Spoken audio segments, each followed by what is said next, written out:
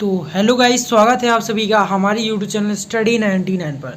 तो आज की इस वीडियो में मैं आप सभी को जो हमारा घर हमारा विद्यालय जो प्रयास पुस्तिका 6 से लेकर 8 तक आपको स्कूल से आपकी जो है मिली हुई है न्यू वाली जो प्रयास पुस्तिका हमारा घर दोस्तों हमारा घर हमारा विद्यालय, इसका जो है हम इस वीडियो में जो है A to Z, ठीक है, A to Z, ठीक है, शुरू से लेके लास्ट तक जितने भी कार्यपत्रक है सारा का सारा सॉल्यूशन हम इसी वीडियो में आपको है जो है इस वीडियो में जो प्रोवाइड यहाँ पर करवाने वाले हैं। तो वीडियो में बने रहिए। वीडियो को लाइक करके अभी तक हमारे चैनल को सब्सक्राइब नहीं किया तो जल्दी से वीडियो को लाइक करके चैनल को सब्सक्राइब कर लीजिए। और पूरी की पूरी बुक का जो है आपको A to Z सॉल्यूशन मिलने वाला है हमारा घर हमारा विद्यालय का। तो वीडियो में बने रहिए और वीडियो को लाइक करके अभी तक चैनल को सब्सक्राइब नहीं किया तो जल्दी से कर लीजिए। और बिना टाइम वेस्ट किए हम डायरेक्ट यहाँ पर वीडियो को स्टार्ट करते हैं, ठीक है।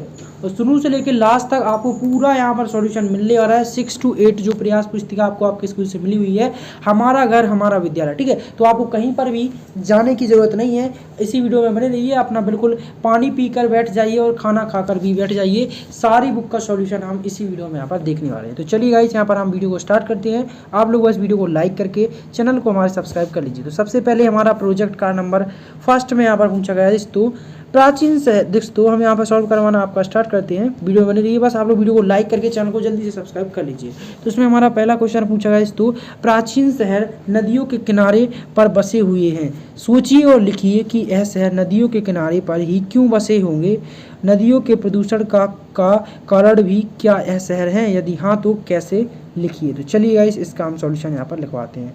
तो सबसे पहले आपको यहाँ पर लिखना है दोस्तों नदियों के किनारे बसी हुई है शहर, और दोस्तों आपको इसका आंसर लिखना है नदियों के किनारे बसे शहरों के नाम, ठीक है। तो यहाँ पर आपको नदी डाल लेना है और यहाँ पर शहर डाल लेना है। तो सबसे पहले आपको यहाँ पर नदियों के नाम लिखना है। तो फर्स्ट पहली नदी हो जाएगी आपकी क्षिप्रा नदी, दूसरी नदी में आपको डालना है गंगा नदी, और तीसरे में डालना है आपको यमुना नदी, चौथे में डालना है गोमती नदी, और पाँचवें में नर्मदा नदी। और शहरों के नाम लिखना है। तो शहर में यहाँ पर आप लोग शहर लिख लीजिए, और शहर में सबसे पहला यहाँ पर क्षिप्रा नदी कहाँ पर, उज्जैन में, तो उज्जैन इसके सामने लिख दीजिए। और गंगा नदी है हरिद्वार में, तो हरिद्वार लिख दीजिए। यमुना नदी है आगरा में, तो आगरा लिख दीजिए यहाँ पर। और गोमती नदी है अपनी लखनऊ में, तो लखनऊ यहाँ पर लिख दीजिए। और नर्मदा नदी है अपनी जबलपुर होशंगाबाद में, ठीक है। तो यहाँ पर आपको लिख देना है। तो ये जो है हमारे हो चुके हैं नदियों के किनारे बसे हुए शहरों के नाम, ठीक है। तो यहाँ पर जो नदी का नाम भी लिखवा दिया और शहरों के नाम भी हमने लिखवा दिया है। तो ये जो हमारा कंप्लीट हो चुका है। इसके बाद हमारा दूसरा यहाँ पर क्वेश्चन यहाँ पर पूछा गया है दोस्तों, शहर नदियों के किनारे क्यों बसे होंगे। तो इसका एकदम करेक्ट आंसर हो जाएगा दोस्तों, उत्तर आपको इस तरीके से लिखना है, शहर नदियों के किनारे निम्न कारणों से बसे होंगे। तो इसका पहला कारण हो जाएगा इसका एक मुख्य कारण पानी की उपलब्धता के लिए, ठीक है। इसका दूसरा कारण आपको लिखना है कृषि कार्य के लिए, और तीसरा लिखना है जल परिवहन व्यवसाय उपजाऊ भूमि आदि के लिए, ठीक है। इस प्रकार से लिख देना है। तो ये दूसरे का भी एकदम करेक्ट आंसर हो जाएगा। इसके बाद हमारा तीसरा क्वेश्चन पूछा गया दोस्तों प्रदूषण के कारण। तो इसमें आपको लिखना है हाँ नदियों के प्रदूषण का कारण भी शहर है। शहर में औद्योगिक जल जहरीले रसायनों और प्रदूषक से मुक्त बहुत सारा कचरा पैदा करते हैं, जिसके कारण प्रदूषण बढ़ जाता है, ठीक है। तो ये जो है हमारा कार्यपत्रक पहले का सॉल्यूशन हो जाएगा, ठीक है। प्रोजेक्ट का नंबर फर्स्ट का ये सॉल्यूशन जो है हो जाएगा। अब हम चलते हैं प्रोजेक्ट का नंबर दूसरे की तरफ। तो प्रोजेक्ट का नंबर दूसरे का भी हम यहाँ पर सॉल्यूशन आपका करवाते हैं। जल्दी से आप लोग बस वीडियो को लाइक करके, मैं बोल रहा हूँ वीडियो को और अभी तक लाइक करके चैनल को सब्सक्राइब किया जल्दी से कर लीजिए।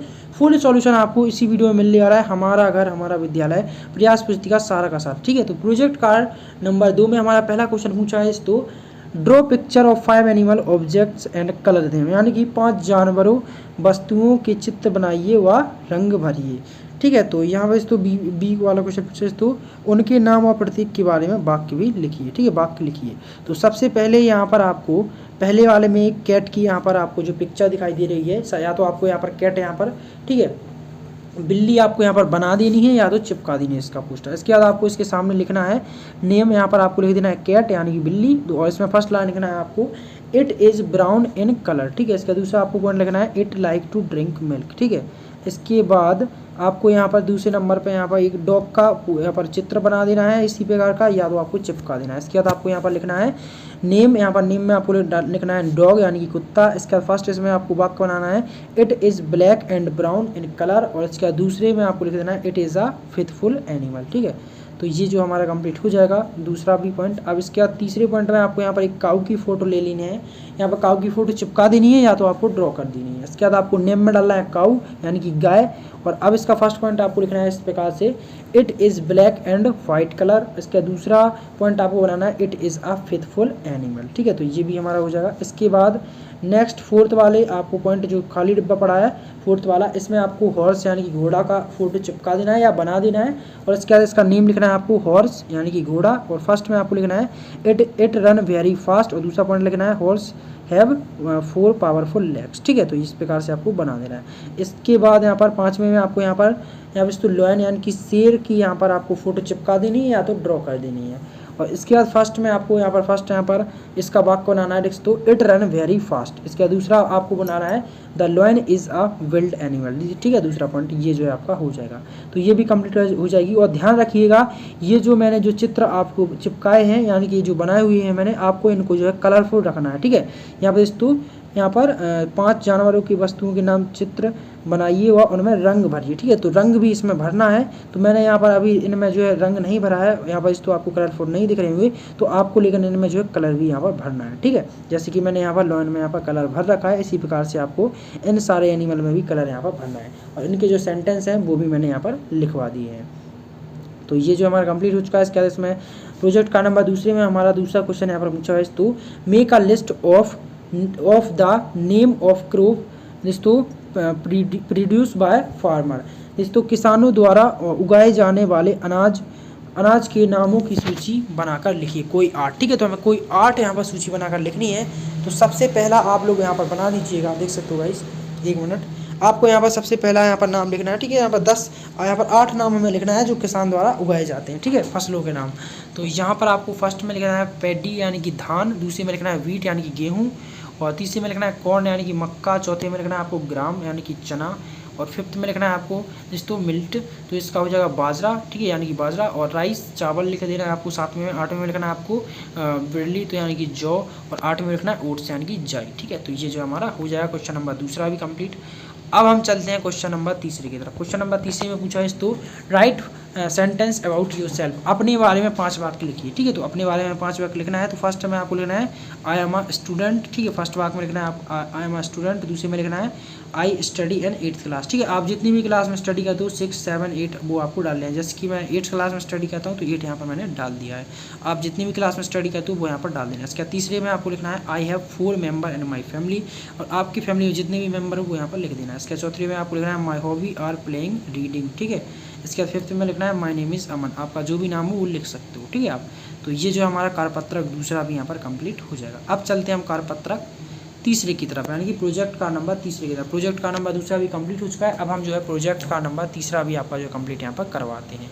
तो प्रोजेक्ट का नंबर तीसरे में आपका यहाँ पर पूछा गया है, देख सकते हो, आपके विद्यालय ग्रामनगर में आयोजित स्वतंत्रता दिवस गणतंत्र दिवस का वर्णन अपने शब्दों में संस्कृत में निर्देश अनुसार कीजिए। तो संस्कृत में हमें लिखना है, जैसे कि फर्स्ट क्वेश्चन पूछे तो कदा आयोजते, कब किस दिनांक को मनाया जाता है। तो इसका उत्तर आपको लिखना है अस्मांक देशा 1947 तस्मय तमशय वर्षस्य अगस्य मासस्य 15 दिनांक स्वतंत्रतम अभवत। ठीक है, तो ये जो इसका इस प्रकार से संस्कृत में आपको जो इसका आंसर लिख देना है।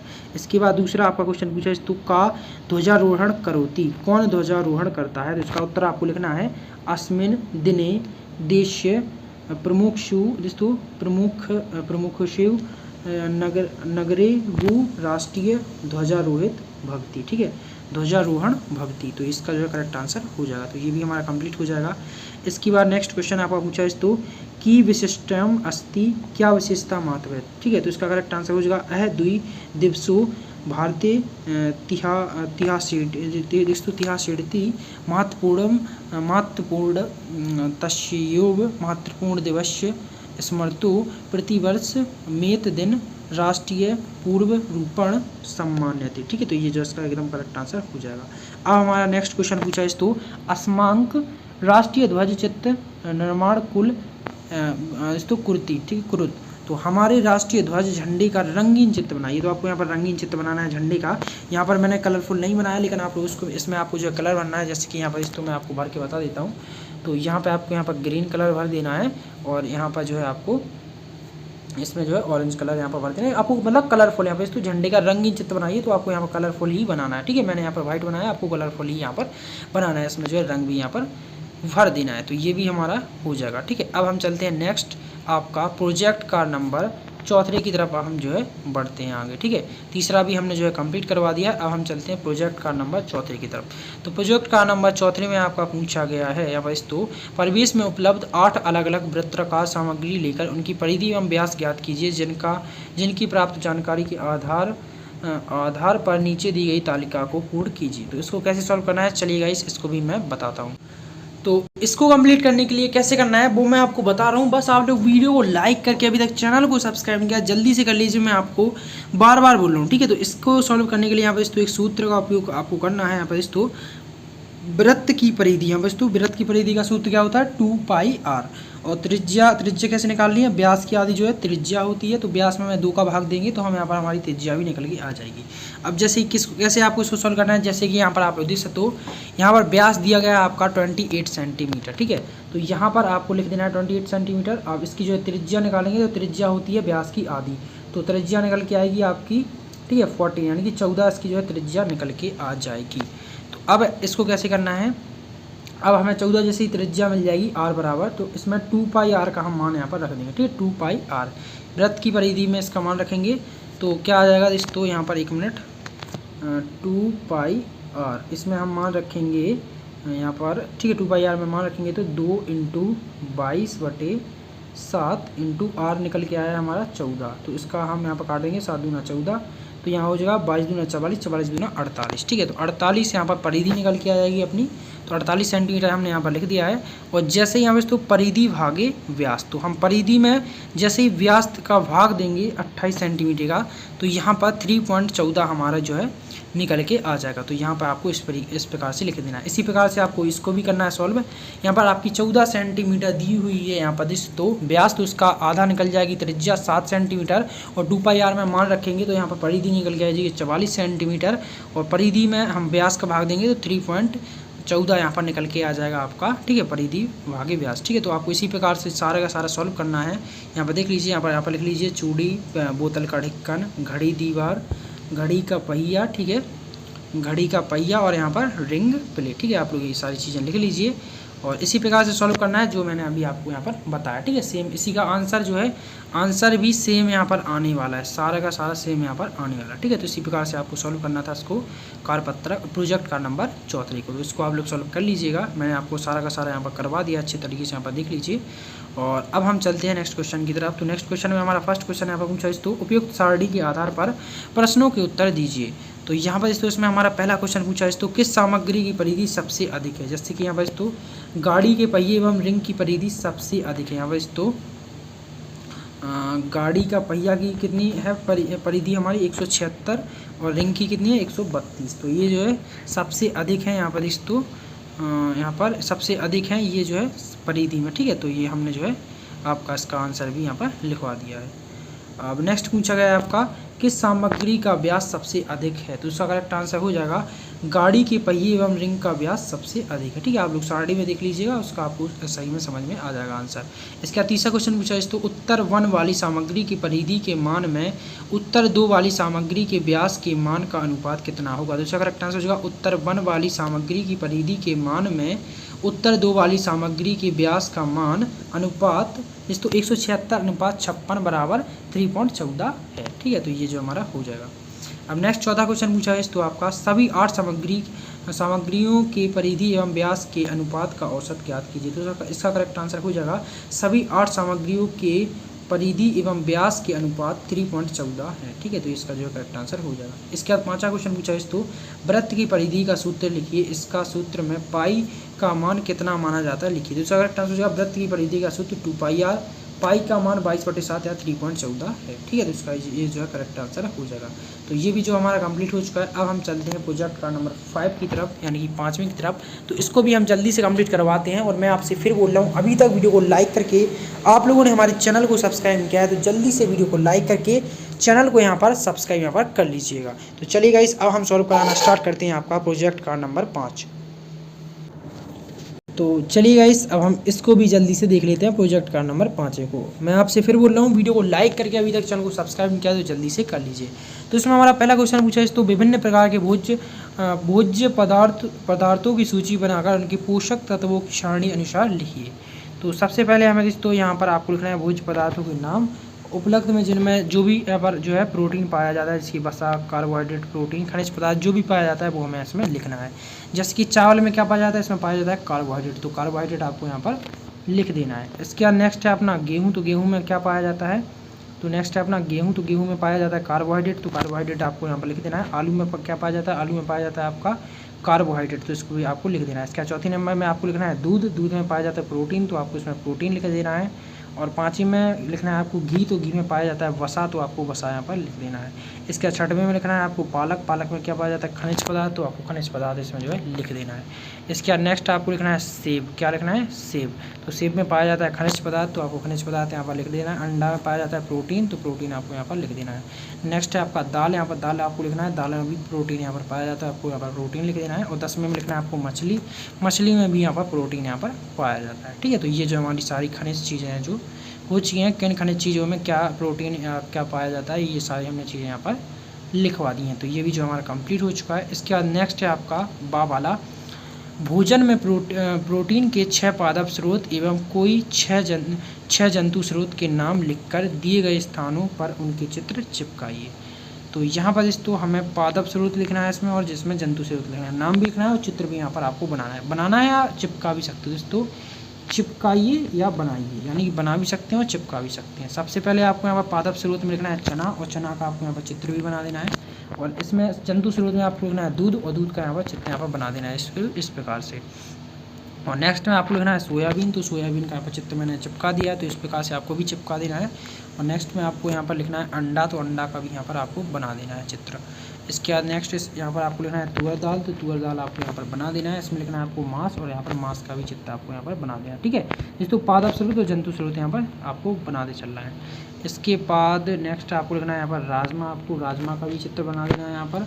और नेक्स्ट यहाँ पर लिखना है मछली, तो यहाँ पर मछली का आपको चित्र आपको यहाँ पर बना देना है। इसके बाद यहाँ पर आपको लिखना है मूंग, यहाँ पर मूंग का भी चित्र आपको बना देना है। इसके बाद यहाँ पर आपको लिखना है चिकन, और चिकन का चित्र बना देना है आपको।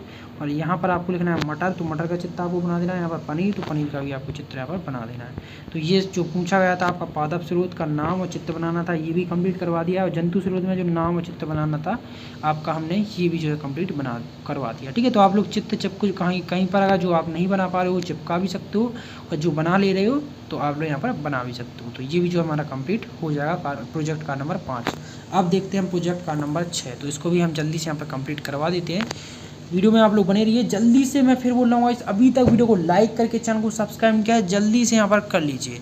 तो प्रोजेक्ट का नंबर 6 में हमारा पहला क्वेश्चन पूछा है, तो 5 वस्तुओं के नाम बताइए जो लकड़ी से बनाई जा सकती हैं।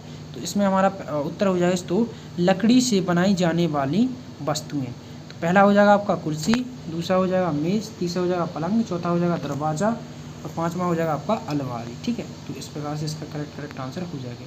इसका नेक्स्ट दूसरा क्वेश्चन आपका पूछा है, तो निम्नलिखित में से चमकने वाली वस्तुओं का चयन करें। तो फर्स्ट आपका हो जाएगा कांच का कटोरा, तो यहाँ पर चमकने वाली वस्तुएं आपको उत्तर इस प्रकार से लिखना है।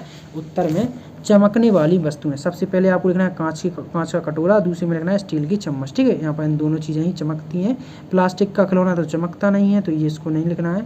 और सूती शर्ट भी नहीं चमकती, और ना मिट्टी का मटका चमकता है। तो ये 2 चीज़ें ही चमकती हैं आपकी यहाँ पर। तो यहाँ पर 2 चीज़ें चमकती हैं, कांच का कटोरा और स्टील का चम्मच। तो यहाँ पर हमने दोनों चीज़ें यहाँ पर लिखवा दी हैं। अब चलते हैं हम क्वेश्चन नंबर 3 में। क्वेश्चन नंबर 3 में पूछा है, तो नीचे दी गई वस्तुओं का उन सामग्री से मिलान करें जिनसे उन्हें बनाया है। यदि रखे एक वस्तु एक से अधिक सामग्रियों से बनाई जा सकती हैं, तो बनाई गई सामग्री का उपयोग कई वस्तुओं को बनाने के लिए किया जा सकता है। ठीक है, तो ये क्वेश्चन हमारा पूछा गया है, जैसे कि यहाँ पर तो पुस्तक, तो इसको आपको छोड़ देना है, यहाँ पर इसको छोड़ देना है। यहाँ पर जो आपको मिलान दिख रहा है, सबसे पहले आप लोग यहाँ पर डाल लीजिए यहाँ पर तो पुस्तक, तो पुस्तक के सामने आपको लिख देना है पेपर, और जो टम्बलर है इसके सामने लिख देना है ग्लास, और दूसरा है कुर्सी। तो कुर्सी किन किन चीज़ों से बनाई जा सकती हैं? लकड़ी से भी बनाई जाती हैं और प्लास्टिक से भी बनाई जाती है। तो इसका आंसर हो जाएगा लकड़ी और प्लास्टिक। और खिलौना, तो खिलौना किससे चीज़ों से बनाया जाता है? लकड़ी और प्लास्टिक दोनों से बनाए जा सकते हैं, तो दोनों यहाँ पर आपका आंसर हो जाएगा। और जूते, तो जूते का आंसर हो जाएगा चमड़ा और प्लास्टिक, ये चमड़े से भी बनाई जाती है प्लास्टिक से भी, तो इनका भी एकदम करेक्ट आंसर ये जो है हो जाएगा। तो इसी प्रकार से आपको इसको करना था। ठीक है, तो पुस्तक तो ओनली जो है पेपर से ही बनाई जाती हैं, तो इसका एकदम करेक्ट आंसर हो जाएगा पेपर।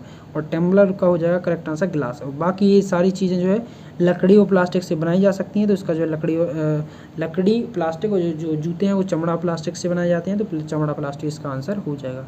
तो ये भी हमने क्वेश्चन नंबर तीसरा भी आपका करवा दिया है। इसके चलते हम क्वेश्चन नंबर चौथे की तरफ। क्वेश्चन नंबर चौथे में पूछा गया है आपका तो निम्नलिखित में से बीमेल खोजें। ठीक है, तो इनमें हमें जो है बीमेल शब्द खोजना है, तो बीमेल शब्द आपका हो जाएगा बिस्तर, बच्चा, नाव और रेत। तो ये जो हमारा क्वेश्चन नंबर चौथा भी कंप्लीट यहाँ पर हो जाएगा। आपको यहाँ पर जो है इसका करेक्ट आंसर यहाँ पर मैंने करवा दिया है। यहाँ पर गोल गोल यहाँ पर जो मैंने अंडरलाइन किए हैं, यही जो इसका जो है करेक्ट आंसर होने वाला है। तो ये भी जो हमारा क्वेश्चन नंबर चौथा भी यहाँ पर कंप्लीट यहाँ पर हो चुका है। अब चलते हैं हम प्रोजेक्ट का नंबर 7वीं की तरफ। ठीक है, प्रोजेक्ट का नंबर हमारा 6वां जो है वो कंप्लीट हो चुका है। अब चलते हैं प्रोजेक्ट का नंबर 7वीं की तरफ, तो इसको भी हम जल्दी से आपका जो कंप्लीट यहाँ पर करवा देते हैं। तो चलिए गाइस, अब जो है प्रोजेक्ट का नंबर 7वां भी हम जल्दी से यहाँ पर कंप्लीट करवा देते हैं। आप लोग वीडियो में बने रहिए, जल्दी से वीडियो को लाइक करके चैनल को आप लोग सब्सक्राइब यहाँ पर कर लीजिए। तो प्रोजेक्ट का नंबर 7 में हमारा पहला क्वेश्चन पूछा है तो चित्र में पत्तों की सहायता से आकृति तैयार की गई है। क्या आप भी अपने आसपास पत्तों की सहायता से ऐसी ही आकृति बना सकते हैं? कोशिश कीजिए। यहाँ पर आपको दोस्तों पत्तों की सहायता से सबसे पहले आपको गणेश भगवान जी दिखाई दे रहे होंगे बने हुए, और यहाँ पर एक मछली दिखाई दे रही होगी बनी हुई। ठीक है, तो यहाँ पर आपसे पूछा जा रहा है कि क्या आपने भी यहाँ पर चित्र दोस्तों, यहाँ पर आपका पूछा जा रहा है दोस्तों, क्या आपने भी अपने आसपास पत्तों की सहायता से ऐसी ही आकृति बना सकते हैं? कोशिश कीजिए। तो यहाँ पर फर्स्ट क्वेश्चन पूछा है आपने किस किस की आकृति बनाई है उसके बारे में लिखिए। तो आपको यहाँ पर लिख देना है फर्स्ट में मोर, हाथी, तोता और चूहा। ठीक है, ये जो इसका करेक्ट आंसर हो जाएगा। इसके दूसरा आपका क्वेश्चन पूछा गया है इन आकृति बनाने में आपने कौन कौन से पौधों की पत्तियों का उपयोग किया, उन पौधों के नाम लिखिए। तो आपको लिखना है पीपल, आम, केला, नीम, बेल, नींबू, जामुन इत्यादि। ठीक है, यही सारी चीज़ों से हम जो है बनाते हैं। और अगर आप लोग दोस्तों यही सारी चीज़ों से हम जो है चित्र यहाँ पर बनाते हैं, तो जो है आप लोग यहाँ पर लिख दीजिएगा। यहाँ पर आपको जो चित्र दिखाई दे रहे होंगे जो आपके पत्तों की मदद से, तो इन्हीं पेड़ों के पत्तों की मदद से जो हम चित्र यहाँ पर बनाते हैं, तो ये जो है हो जाएगा इसका करेक्ट आंसर। ठीक है, अब हम चलते हैं नेक्स्ट क्वेश्चन की तरफ, जो हमारा क्वेश्चन नंबर तीसरा पूछा गया है। देख सकते हो पेड़ पर्यावरण को किस प्रकार शुद्ध रखते हैं, खोजो और लिखो। तो इसका आपका करेक्ट आंसर हो जाएगा। यहाँ पर देख लीजिए पेड़ पौधे कार्बन डाइऑक्साइड को ग्रहण करते हैं व ऑक्सीजन को छोड़ते हैं, जिससे पर्यावरण की CO2 कम हो जाती है। इस प्रकार भी वातावरण में O2 गैस उपयुक्त करवाते हैं, जो मनुष्य के जीवन के लिए अति आवश्यक है। तीसरा पॉइंट लिखना है आपको पेड़ पृथ्वी पर तापमान को नियंत्रण करते हैं। चौथा पॉइंट लिखना है पेड़ पृथ्वी पर वर्षा करते हैं। और पांचवा पॉइंट लिखना है पेड़ पृथ्वी पर हरियाली बनाए रखते हैं। ठीक है, तो ये जो है हमारा तीसरे का भी एकदम करेक्ट आंसर हो जाएगा। इसके बाद चौथा हमारा क्वेश्चन यहाँ पर पूछा गया है, देख सकते हो आपके आसपास पाए जाने वाले पौधों की निम्नलिखित जानकारी सारणी में लिखिए। तो हमें जो है कुछ पेड़ पौधों की निम्नलिखित जानकारी सारणी में लिखना है, जैसे कि औषधि में उपयोग करने वाले पौधे हमें इस डिब्बे में लिखना है, और छायादार पौधे हमें इस डिब्बे में लिखना है, और जंगली पौधे हमें इस डिब्बे में लिखना है, और सजावट वाले पौधे इस जो है डिब्बे में लिखना है। तो चलिए गाइस हम इसको लिखवाना स्टार्ट करते हैं। सबसे पहले डिब्बे में औषधि वाले पौधे में आपको लिखना है तुलसी, और छायादार पौधे में लिखना है पीपल का वृक्ष, जंगली पौधे में लिखना है बाँस, और सजावट वाले पौधे में लिखना है मनी प्लांट। इसके बाद हमारा दूसरा है, यहाँ से दूसरे डिब्बे में आपको लिखना है आंवला औषधि वाले पौधे में, और इसमें आपको लिखना है एलोवेरा। ठीक है, औषधि वाले आप लोग देख लीजिए। और चौथे में आपको लिखना है लहसुन, और पाँचवें में आपको लिख देना है अदरक, हल्दी, नीम। ठीक है, इसके बाद हमारा नेक्स्ट है छायादार पौधे। तो छायादार पौधे में पहले में लिखना है आपको पीपल का वृक्ष, और दूसरे में लिखना है आपको आम का पेड़, और तीसरे में लिखना है अर्जुन का वृक्ष, और चौथे में लिखना है, यहाँ पर देख सकते हो, चौथे में आपको लिखना है यहाँ पर, एक सेकंड, चौथे में आपको लिख देना है यहाँ पर, कहाँ आ गए हम, एक सेकंड, हाँ, चौथे में आपको यहाँ पर लिख देना है, चौथे में जामुन का पेड़ और नीम का पेड़ छायादार वृक्ष में, ठीक है।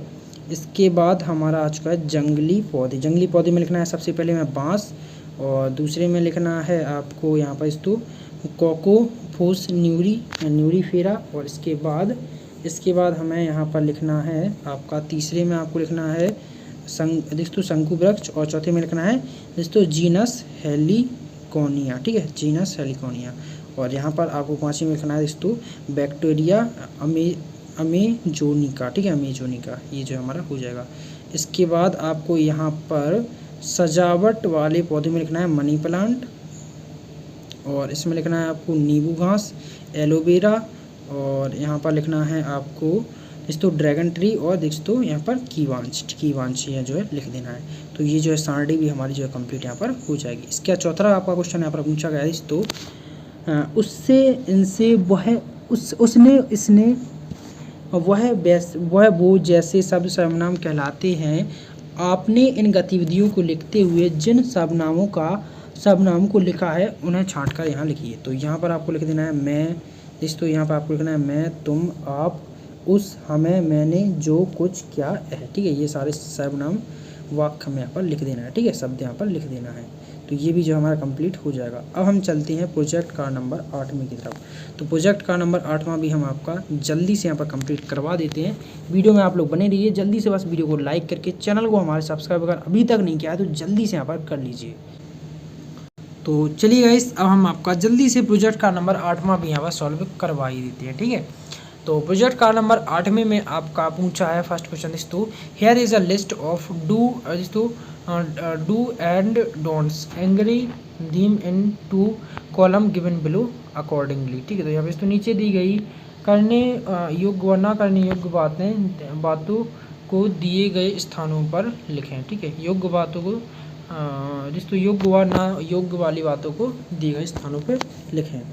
तो यहाँ पर दोस्तों आपको यहाँ पर 10 वाक्य दिखाई दे रहे होंगे, और यहाँ पर दोस्तों यहाँ पर आपको कॉलम दिखाई दे रहे होंगे। इसमें लिखना है जो डू वाली बातें हैं वो इसमें लिखना है, और जो डोंट्स जो ना करने वाली योग्य वाली बातें हैं वो यहाँ पर लिखना है, ठीक है। तो ये 10 यहाँ पर चीज़ों में से, जैसे कि यहाँ पर फर्स्ट हमारा पूछा गया है, यहाँ पर आप लोग देख लीजिए।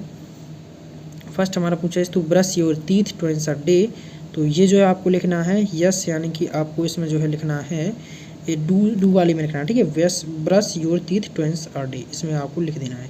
इसके बाद दूसरा आपको लिखना है दोस्तों टेक बाथ एवरी डे, तो इसको आपको लिख देना है डू में। और फोर्थ में लिखना है आपको wash your hand before and after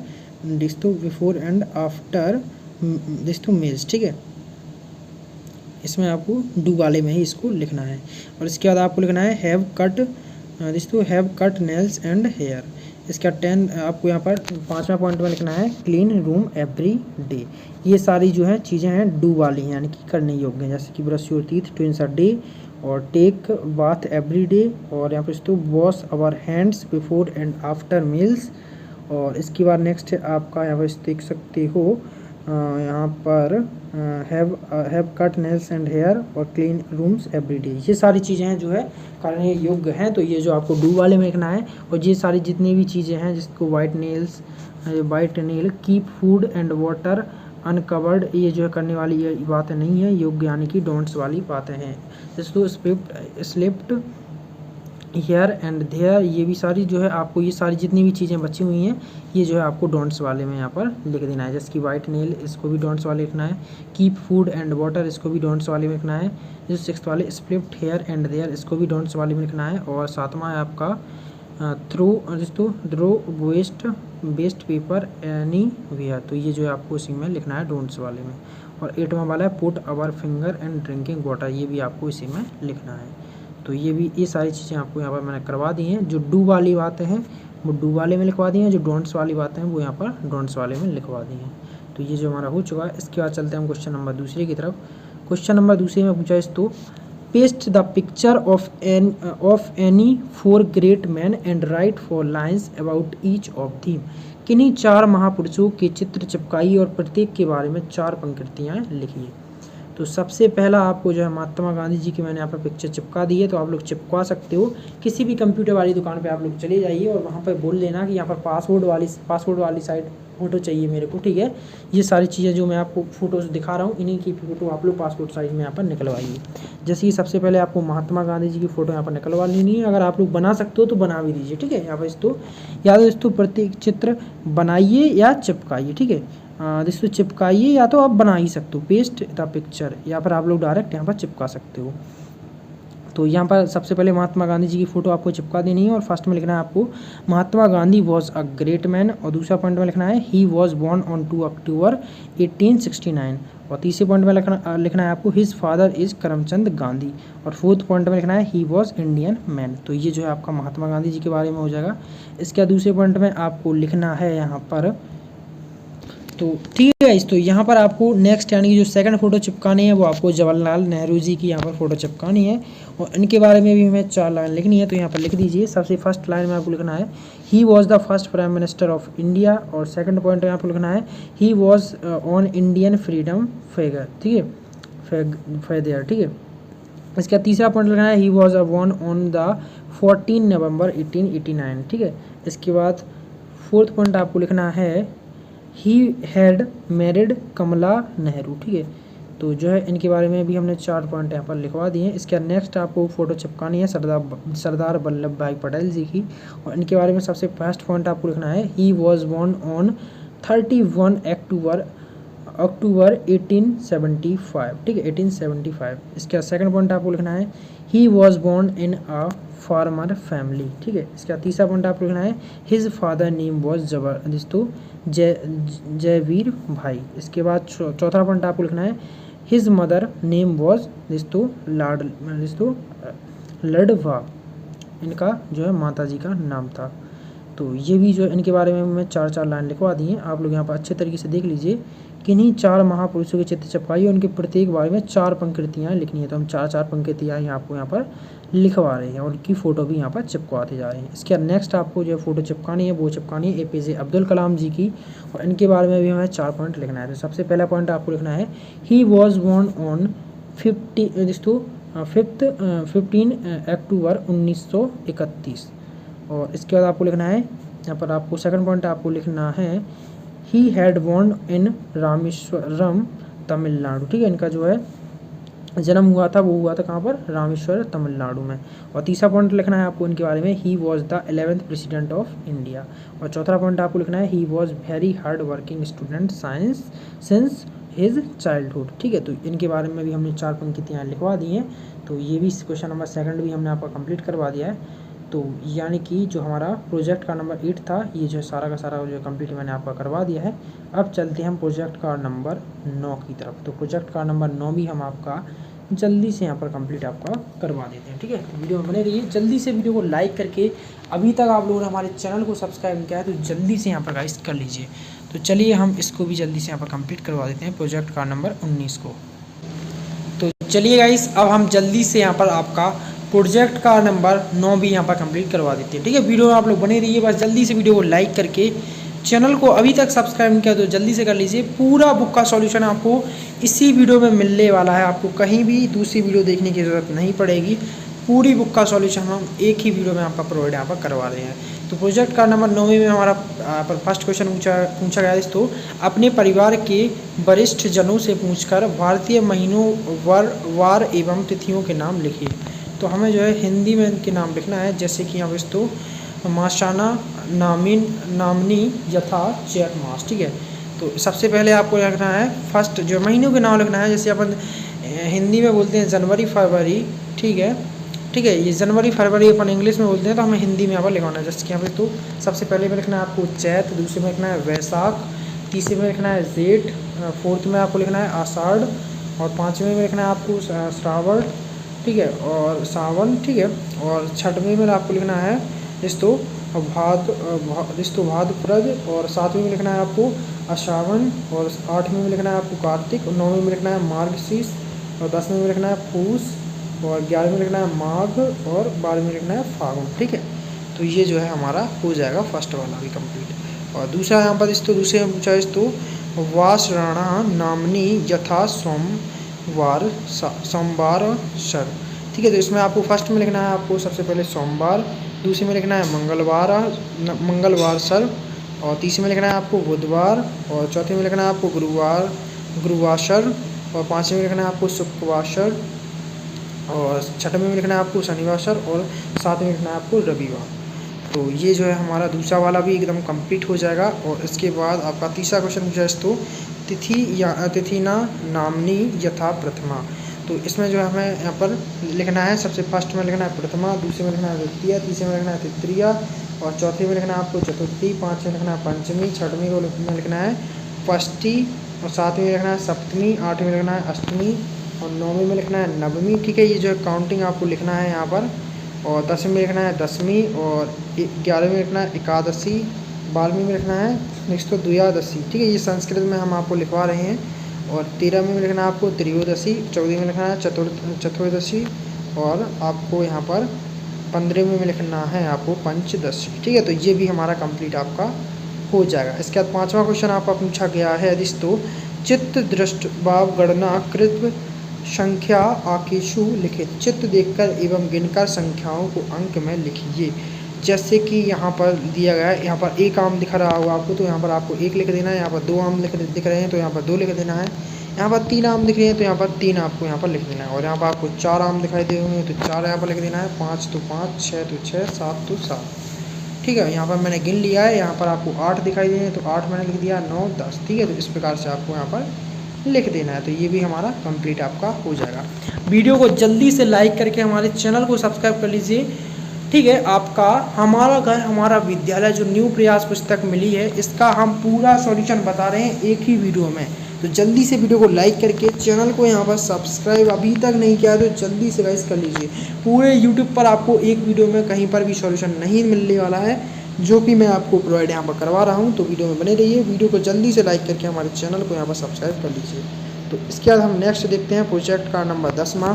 तो प्रोजेक्ट का नंबर 10वां भी हम जल्दी से कंप्लीट करवा देते हैं। प्रोजेक्ट का नंबर 10 में पूछा इस तो किन्हीं तीन भारतीय गणितज्ञों के संबंध में जानकारी एकत्रित कीजिए तथा तालिका को पूर्ण कीजिए। ठीक है, तो यहाँ पर दोस्तों सबसे पहले हमें गणितज्ञ का नाम लिखना है, जन्म स्थल लिखना है उनका, और गणित में योगदान उन्होंने क्या दिया है वो हमें लिखना है। तो सबसे पहले में आपको लिखना है गणितज्ञ के नाम में आर्यभट्ट, और जन्म स्थान में आपको लिखना है पाटलिपुत्र, और इनका जो है गणित में योगदान है अंक गणित, खगोल विज्ञान, बीज गणित का वर्णन। ठीक है, आर्यभट्ट जी ने करा था। ठीक है, इसका दूसरा है आपका श्रीनिवास रामानुजन। ठीक है, श्रीनिवास रामानुजन, तो इनका जो है जन्म स्थल है तमिलनाडु जन्म स्थान, और इनका जो गणित में योगदान है वो है सोल्डर स्थिरांक, थीटा, फलन। इसके बाद नेक्स्ट है आपका तीसरा में आपको लिखना है शकुंतला देवी, और इनका जन्म स्थान है कर्नाटका राज्य के बेंगलोर, और इनका जो है गणित में योगदान है 23 का वर्गमूल बिना कागज कलम के निकालना। ठीक है, तो इसमें जो है आपको लिख देना है। तो ये भी जो हमारा कंप्लीट हो जाएगा। इसके बाद हमारा क्वेश्चन नंबर 1 पूछा गया है, इसमें इनमें से किस का जन्म रामानुजन जी के जन्म से पहले हुआ। तो इसका करेक्ट आंसर आर्यभट्ट, इनका जन्म 476 ई पूर्व हुआ। ठीक है, तो इसके बाद दूसरा हमारा क्वेश्चन पूछा है तो इसमें से किसका जन्म मध्य प्रदेश में हुआ। दूसरा करेक्ट आंसर होगा इसमें से कोई नहीं। ठीक है, इसका करेक्ट आंसर हो जाएगा। इसके बाद 5वां हमारा क्वेश्चन पूछा गया है आपके स्कूल में जिन गणितज्ञ का जन्मदिन मनाया जाता है उनके विषय में 5 वाक्य लिखिए। तो इसका आपको एकदम करेक्ट आंसर लिखना है श्रीनिवास रामानुजन जयंती। इनका फर्स्ट पॉइंट आपको लिखना है, इसमें इनका जन्म 22 दिसंबर 1887 में हुआ। जन्म स्थान तमिलनाडु है। तीसरा पॉइंट में आपको लिखना है ये महान गणितज्ञ थे। और चौथा पॉइंट में लिखना है इन्होंने सोल्डनर स्थिरांक एवं थीटा फलन का वर्णन किया। तो पाँचवें पॉइंट में आपको लिखना है कृत्रिम थीटा फलन का वर्णन भी किया। तो ये भी हमारा क्वेश्चन नंबर 5 भी एकदम कंप्लीट हो जाएगा। अब हम चलते हैं प्रोजेक्ट का नंबर 11वें की तरफ। तो प्रोजेक्ट का नंबर 11वां भी हम जल्दी से आपका कंप्लीट करवा देते हैं। तो प्रोजेक्ट का नंबर 11 में पूछा है तो अपने माता पिता या बड़े भाई बहन की सहायता लेकर आपके आसपास पाए जाने वाले 20 जंतुओं की जानकारी सूची अनुसार एकत्रित कर लिखिए। तो सबसे पहले हमें लिखना है तो जंतु का नाम और वो आवास, बिल, घोंसला, घर, पानी कहाँ रहता है वहाँ वो लिखना है, और वो भोजन में क्या, भोजन शाकाहारी है या मांसाहारी है या सर्वाहारी है, ये चीज़ें लिखना है। और यहाँ पर वो क्या करता है, जैसे कि तैरता है या चलता है या रेंगता है, वो भी हमें लिखना है। तो चलिए गाइस इनको भी हम जल्दी से लिखवा देते हैं। सबसे पहले आपको इसमें लिखना है गाय। तो गाय कहाँ पर रहती है, वन में, तो वन यहाँ पर लिख देना है। और गाय होती है शाकाहारी, तो शाकाहारी लिख देना है। वो गाय क्या रहती है, चलती है, तो यहाँ पर चलना आपको यहाँ पर कर देना है। इसके बाद दूसरे में आपको लिखना है खरगोश। खरगोश कहाँ रहता है, खरगोश रहता है बिल में। खरगोश होता है शाकाहारी और खरगोश क्या करता है, चलता है, यहाँ पर है, तो आपको चलना यहाँ पर लिख देना है। इसके बाद तीसरा आपको लिखना है, तीसरे में लिखना है आपको कबूतर। कबूतर कहाँ रहता है, घोंसला में, तो आपको घोंसला लिख देना है। और कबूतर यहाँ पर शाकाहारी होता है, तो आपको शाकाहारी लिखना है। और कबूतर चलता भी है और तो चलता भी है, उड़ता है, तो चलना और उड़ना आपको दोनों लिख देना है। और चौथे में लिखना है आपको सांप। सांप कहाँ रहता है, बिल में, तो आपको बिल लिख देना है। और सांप मांसाहारी होता है और ये रेंगता है, ठीक है, रेंगना, तो आपको इसमें रेंगना भर देना है। और छठवें में लिखना है, पाँचवें में लिखना है आपको मनुष्य। मनुष्य कहाँ रहता है, घर में, और ये होता है सर्वाहारी। और चलना यहाँ पर आपको मनुष्य शायद चलता है, तो आपको चलना यहाँ पर भर देना है। और छठवें में लिखना है आपको बंदर। बंदर कहाँ पर रहता है, वन में, और बंदर होता है शाकाहारी, तो शाकाहारी आपको यहाँ लिखना है। और बंदर क्या करता है, चलता है, तो आपको चलना यहाँ पर भर देना है। और साथ में लिखना है शेर। और शेर क्या करता है, शेर कहाँ रहता है, वन में। और मछली, इसमें 8वें में लिखना है मछली। मछली कहाँ रहती है, पानी में। और शेर होता है मांसाहारी और मछली होती है सर्वाहारी। और शेर क्या करता है, चलता है, और मछली क्या करती है, तैरती है, तो आपको तैरना इसमें भर देना है, ठीक है। तो इसी प्रकार से करना है, ठीक है। जो जहाँ पर रहता है, जो खाता है, और जो चलता है या रेंगता है या तैरता है, ये सारी चीज़ें पूछी गई हैं, तो यहाँ पर मैंने अच्छे तरीके से लिखवा दी हैं। तो इनको आप लोग अच्छे तरीके से पढ़ लीजिए और लिख लीजिए, तो ये जो हमारी कंप्लीट हो जाएगी। और नेक्स्ट हमारा क्वेश्चन यहाँ पर पूछा गया है, जिस तो बा वाले में यहाँ पर पूछा गया है, निम्न विशेषताओं के आधार पर पौधे एवं जंतुओं में होने वाली क्रियाओं का वर्णन कीजिए। तो यहाँ पर आप तो होने वाली क्रियाओं का नाम, जैसे कि श्वसन, श्वसन, और पौधों में और जंतुओं में कैसे होती है वो आपको लिखना है। तो सबसे पहले आपको पौधों में कैसे होती है, रंध्रों में, पत्ती में, जड़ में और तना में। और जंतु में कैसे होती है, श्वसन तंत्र द्वारा, त्वचा द्वारा, तो बात रंध्रों द्वारा, और तो कोलाब द्वारा, ठीक है। ये सारी चीज़ें आपको लिख देनी है। इसके बाद दूसरा आपका क्वेश्चन यहाँ पर पूछा गया है, यहाँ पर देख लीजिए, उद्दीपन के प्रति अनुक्रिया। तो इसमें आपको लिखना है पेड़ पौधे भी उद्दीपन के प्रति अनुक्रिया दिखाते हैं। जैसे कुछ पौधों में पुष्प दिन के समय खिलते हैं, तो कुछ पौधों में पुष्प रात्रि के समय खिलते हैं। इसके बाद आपको इसमें लिखना है जंतुओं के उत्पीड़न की प्रतिक्रिया पाई जाती है, जिससे जब हम नन्ही चिड़ियों की ओर कदम बढ़ाते हैं तो वह उड़ जाती हैं। इस प्रकार से आपको इसमें जो है लिख देना है उद्दीपन के प्रति अनुक्रिया। अब लिखना है आपको गति। तो गति में लिखना है जंतुओं की अपेक्षा पेड़ पौधों में गति बहुत धीमी पाई जाती है, जैसे उनकी शाखाओं की गति ऊपर की ओर तथा पेड़ों की गति जमीन के नीचे की ओर, ठीक है। इस प्रकार से आपको इसमें लिख देना है।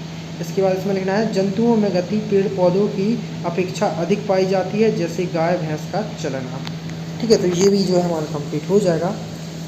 प्रोजेक्ट का नंबर 11वां भी हमारा कंप्लीट हो जाएगा। अब हम चलते हैं प्रोजेक्ट का नंबर 12वें की तरफ। तो प्रोजेक्ट का नंबर 12वां भी हम आपका जल्दी से कंप्लीट करवा देते हैं। और मैं फिर बोल रहा हूँ, अभी तक वीडियो को लाइक करके चैनल को आप लोगों ने सब्सक्राइब नहीं किया है, तो जल्दी से इस वीडियो को लाइक करके हमारे चैनल को सब्सक्राइब कर लीजिए, ठीक है। पूरा सॉल्यूशन मैं आपको करवा रहा हूँ एक ही वीडियो में, हमारा घर हमारा विद्यालय। दूसरी वीडियो देखने की आपको ज़रूरत ही नहीं है, पूरा का पूरा सॉल्यूशन हम एक ही वीडियो में आपको प्रोवाइड यहाँ पर करवा दें। तो चलिए गाइस, अब प्रोजेक्ट का नंबर 12वां भी हम जल्दी से कंप्लीट करवा देते हैं। तो प्रोजेक्ट का नंबर 12 में पूछा गया है, देख सकते हो आपका, दिए गए रेखा मानचित्र में निम्नलिखित को दर्शाइए। तो ये सारे नाम दिखाई दे रहे हैं, इन्हें हमें जो है मैप में दर्शाना है। फर्स्ट दिखाई दे रहा है जिसको आपको मान्यखेत, दूसरा दिखाई दे रहा है कन्नौज, तीसरा है आपका बनारस, चौथा है आपका मुदरई, और पाँचवा है आपका बादामी, और छठवां है आपका कल्याणी, सातवां है तांजावुर।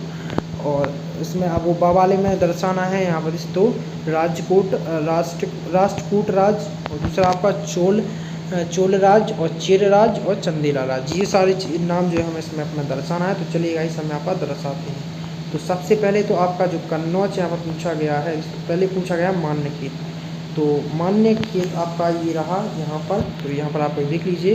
और ये रहा आपका कन्नौज, तो कन्नौज भी मैंने बता दिया है। और दूसरा आपका पूछा गया है बनारस, तो बनारस ये रहा आपका गाइस बनारस, ठीक है, यहाँ पर आपको दर्शा देना है बनारस। और इसके बाद पूछा गया आपका मुदरई, तो मुदरई आपका मुदरई ये रहा गाइस आपका, ठीक है, ये तो ये आपको यहाँ पर दर्शा देना है। और इसके नेक्स्ट पूछा गया आपका बादामी और कल्याणी, तो ये रहा गाइस आपका बादामी और ये रहा कल्याणी, ठीक है। तो ये सारी दोनों की दोनों लोकेशन हमने आपको दर्शा दी हैं।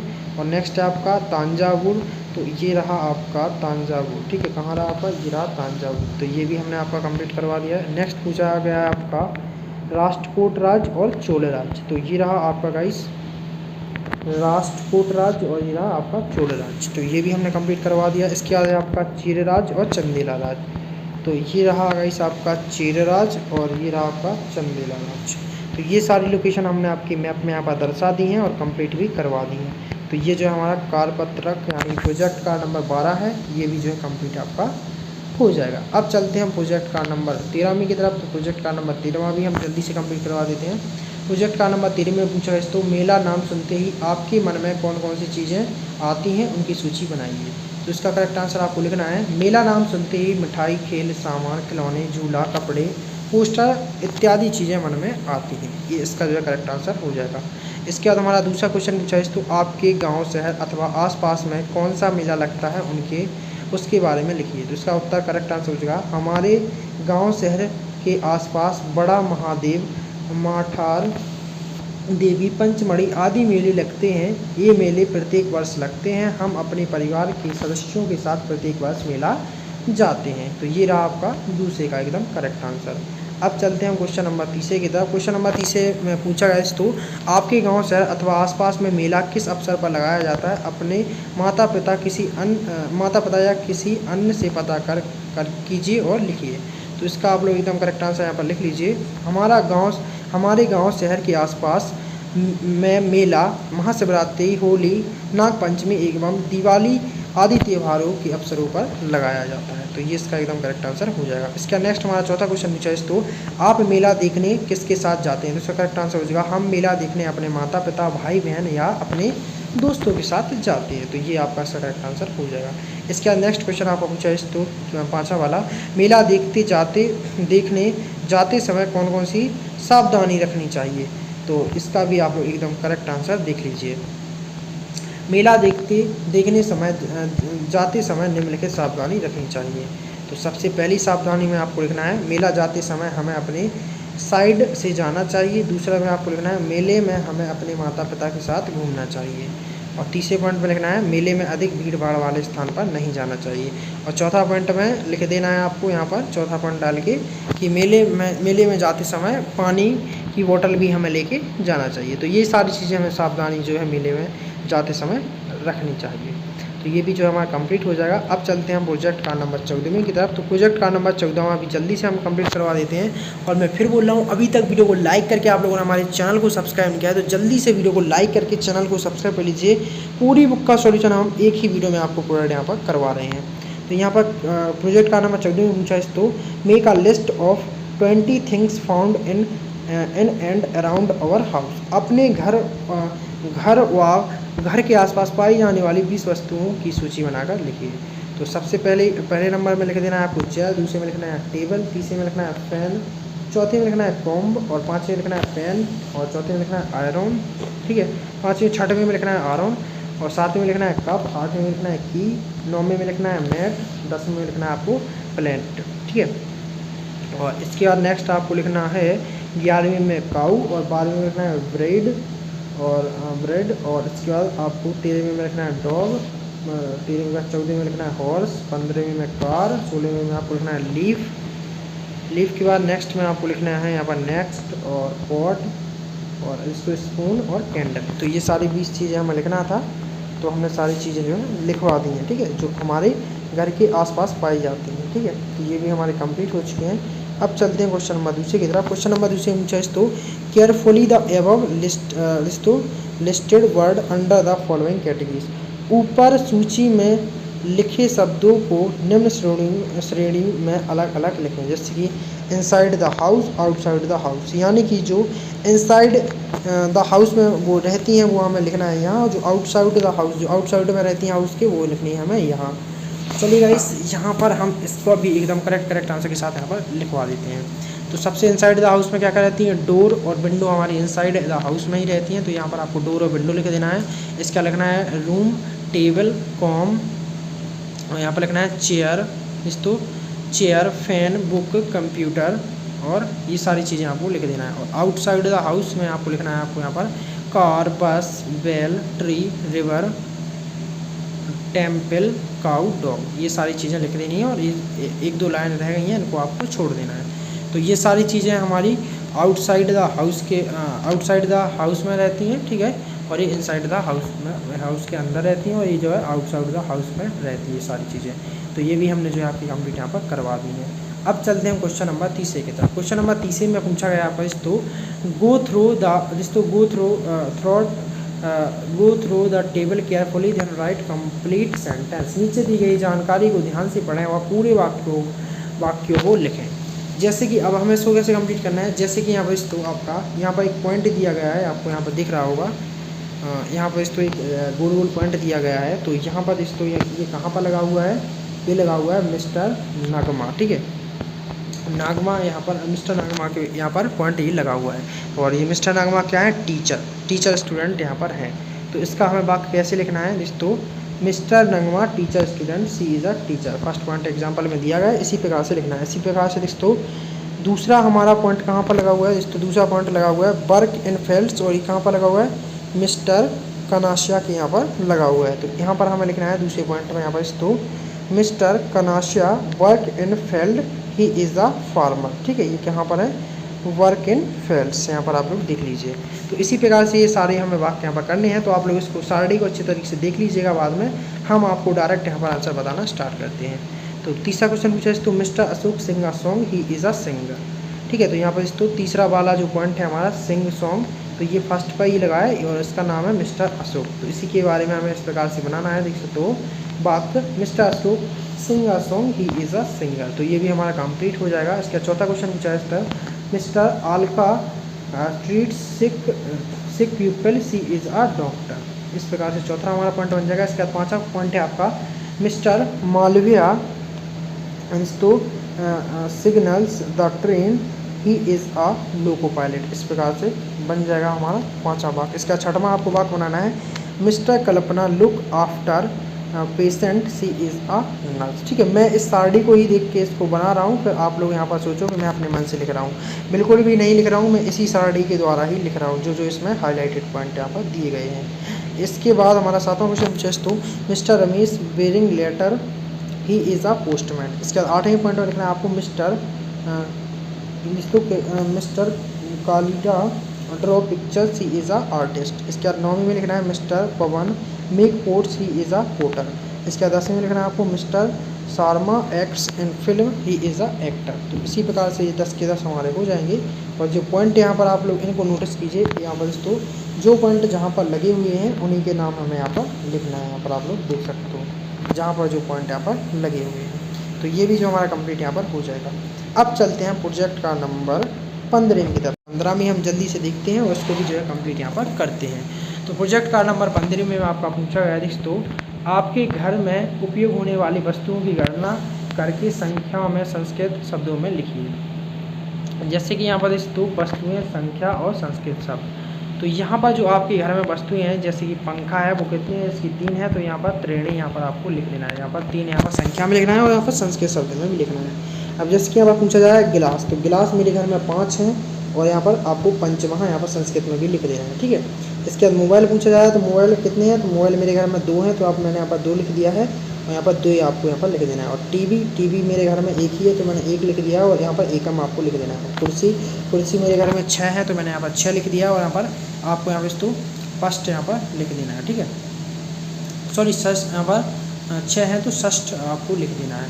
और यहाँ पर छाता 2 है, तो 2 आपको यहाँ पर लिख देना है। घड़ा कितने, घड़े मेरे घर में 3 है, तो त्रिणी आपको यहाँ पर लिख देना है।